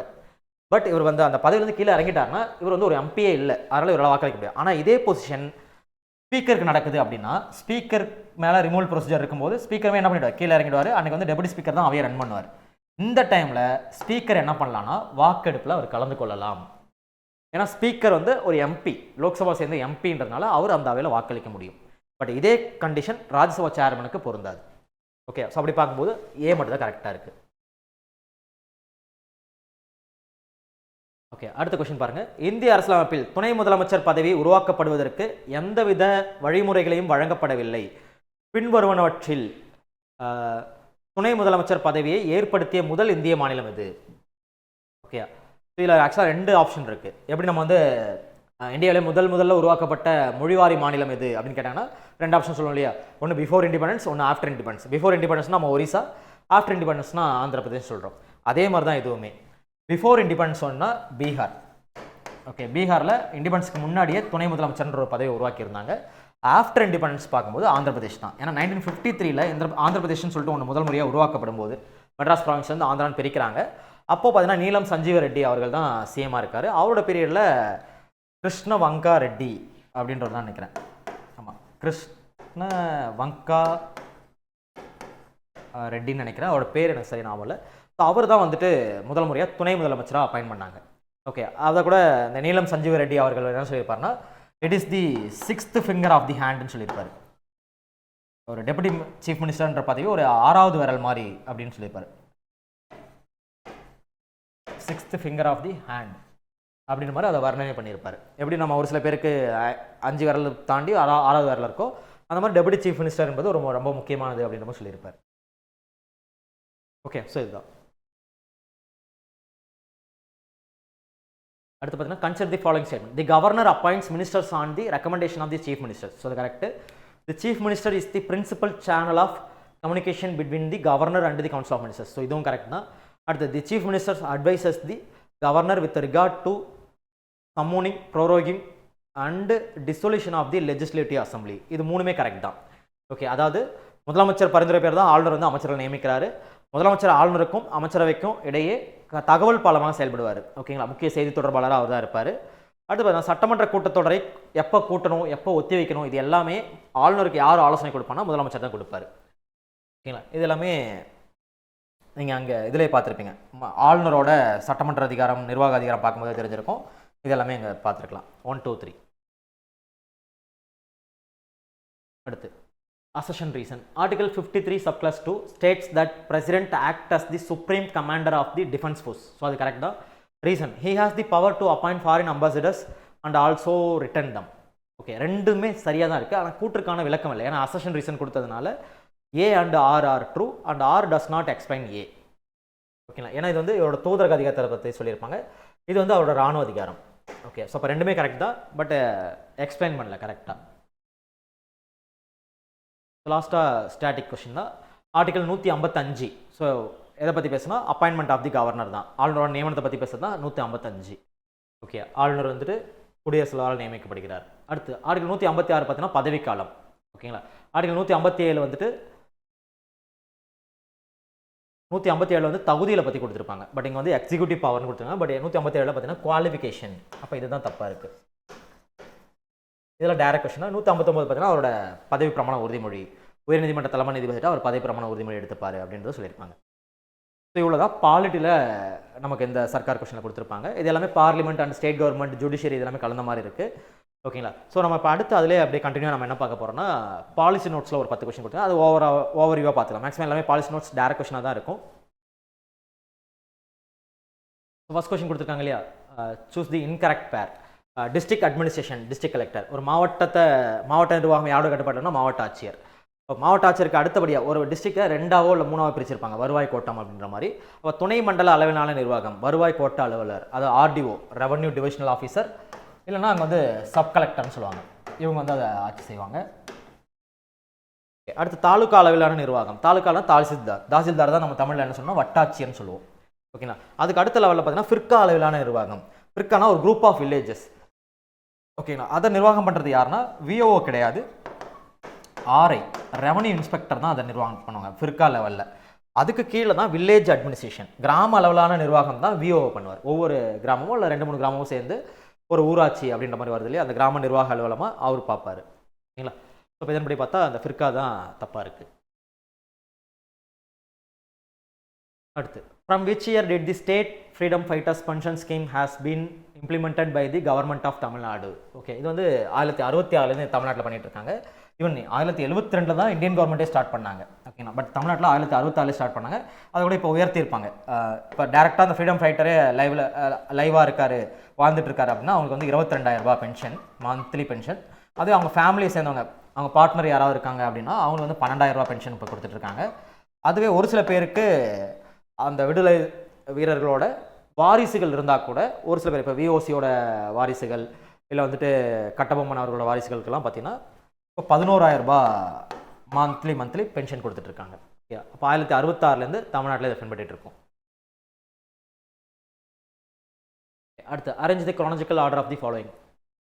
நேஷனல் டிசாஸ்டர் மேனேஜ்மெண்ட் பிளான் வந்துட்டு 2016 கொண்டு வந்தாங்க. ஓகேங்களா. அடுத்து, பாரிஸ் அக்ரிமெண்ட் வந்துட்டு 2015. Tamil Nadu state disaster management plan வந்துட்டு 2019 கொண்டு வந்தாங்கன்னு நினைக்கிறேன். ஸோ அப்படி பார்க்கும்போது 213, ஸோ இந்த அடிப்படையில் தான் இது போயிட்டுருக்கு. 213. அடுத்து, consider the following statement. There are 14 coastal districts are prone to cyclone heavy rainfall and are vulnerable to tsunami in Tamil Nadu. So இது கரெக்ட் தான். நீங்கள் அந்த ரெவன்யூ டிசாஸ்டர் மேனேஜ்மெண்ட் அந்த பாலிசி நோட்ஸில் பார்த்தீங்கன்னா இது இருக்கும். அந்த 14 மாவட்டங்கள் வந்து இந்தியாவில் இந்த மாதிரி அதிக ஆபத்துடைய பகுதிகளாக இருக்குது. அதே 14 மாநிலங்கள் பார்த்தீங்கன்னா எப்படி இந்த 14 மாநிலம் வந்து சுனாமிக்கு இந்த மாதிரி சைக்ளோனுக்குலாம் அஃபெக்ட் ஆகிற மாதிரி இருக்கும், அதே மாதிரி ஒரு 14 மாநிலங்கள் தமிழ்நாட்டில் பார்த்தீங்கன்னா ஃப்ளட், வெள்ளத்தில் பாதிப்படையக்கூடிய மாநிலங்களாக இருக்குது அப்படின்னு கொடுத்துருப்பாங்க 14 மாநிலங்கள். அடுத்து, there are 12 districts in Tamil Nadu are classified under seismic zone 3. ஏன்னா நீங்கள் எர்த்குவேக் வரதை வந்து சீஸ்மிக் 1, சீஸ்மிக் 2, சீஸ்மிக் 3 பிரிச்சிருப்பாங்க. அப்படி தமிழ்நாட்டில் மொத்தம் 12 மாவட்டங்கள் அதில் இருக்குது. அதே மாதிரி இந்தியாவில் தமிழ்நாட்டில் பார்த்தீங்கன்னா 180 major accident hazard industries. Okay, அதாவது ரொம்ப எப்போ வேணால் ஆபத்து ஏற்படலாம், எப்போ வேணால் ஆக்சிடென்ட் நடக்கலான்ற ஒரு க்ரைட்டீரியாவில் இருக்கக்கூடிய ஃபேக்ட்ரிஸ் வந்து தமிழ்நாட்டில் கிட்டத்தட்ட 180 மேஜர் இடங்கள்ல இருக்குது, மாவட்டங்களில். ஓகேங்களா. இப்போ 3 ஸ்டேட்மெண்ட்டுமே கரெக்டாக இருக்குது. அடுத்து, கன்சிடர் தி ஃபாலோயிங் பேர்ஸ்.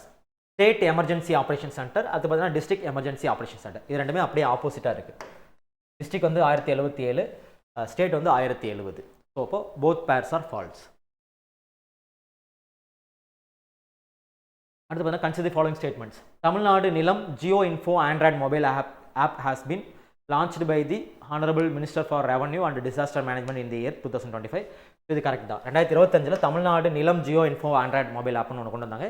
எதுக்காக கொண்டு வந்தாங்கன்னா, நீங்கள் டேரெக்டாக அதில் பட்டா அந்த லேண்டோட சர்வே நம்பர் இதெல்லாம் போடும்போது உங்களுக்கு பர்டிகுலராக அந்த மேப்பு, அடங்கல், அந்த லேண்டோட டீட்டெயில்ஸ் எல்லாமே உங்களுக்கு மேப்பாகவே அதில் ஷோ ஆகும் அப்படின்ற மாதிரி கொடுத்துருப்பாங்க. So under this app hand ownership details and held measurement sketch of any land parcel can be viewed Unity Geo reference cadastral map. So both statement are true. ரெண்டுமே correct தான். அடுத்து under Gramdan what share of the pattadars surrender their entire land possession and title of Gramdan they said village be notified as Gramdan village by the government. அதாவது எந்த வகையான நிலங்களை கிராமதான நிலமாக கொண்டு வர முடியும் அப்படின்னு பார்த்தீங்கன்னா, அட்லீஸ்ட் 2/3 அந்த கிராமத்தில் இருக்கக்கூடிய 3/2 நிலம், இல்லை கிராமத்தில் இருக்கக்கூடிய ஒரு நபர் வந்து அவர்கிட்ட இருக்கக்கூடிய 3/2 நிலங்களை 3/2 மடங்கு நிலங்களை கிராமதானமாக வழங்கிட்டாரு. அப்படி இல்லைன்னா மொத்த கிராமத்தில் 50% நிலங்கள் வந்து கிராமதானமாக இருக்குது அப்படின்னா மட்டும்தான் அந்த லேண்டை வந்து கிராமதான் நிலமாக எடுத்துப்பாங்க. ஓகே, தமிழ்நாடு கிராம்தான் யங்யான் ஆக்ட் அப்படின்ற அடிப்படையில் அதை எடுத்துப்பாங்க. அப்படி எடுத்தால் தான் எதுக்காக இந்த நிலம் வந்து கிராமதான நிலமாக மாற்றுறாங்க அப்படின்னா, அப்படி மாற்றும் போது தான் இது வந்து சர்வோதயா பஞ்சாயத்து கீழே வரும். சர்வோதயா பஞ்சாயத்து. ஸோ சர்வோதயா பஞ்சாயத்துனா கூட்டுறவுல அங்கே விவசாயம் பண்ணுறது, கூட்டுறவு மேலாண்மை, இந்த மாதிரி விஷயங்களுக்காக அவங்க இது பண்ணுறது. ஓகேங்களா? அப்போ சர்வோதயா பஞ்சாயத்து கீழே வர்றதுக்காக இந்த மாதிரி கண்டிஷன் இருக்குது.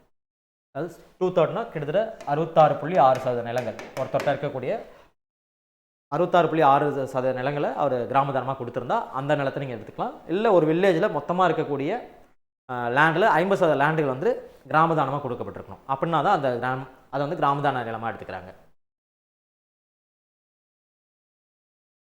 அடுத்து Aapda Mitra scheme is a 12-day in residential training program undertaken in 16 disaster prone districts. So far 5,500 community volunteers have been trained in 2 phases on information and knowledge of various disasters. So இது ரெண்டுமே கரெக்டாக தான் இருக்குது. Okay, இப்போ ஆப்தா மித்ரா 2016 பார்த்தீங்கன்னா pilot ஸ்கீமாக வந்துச்சு.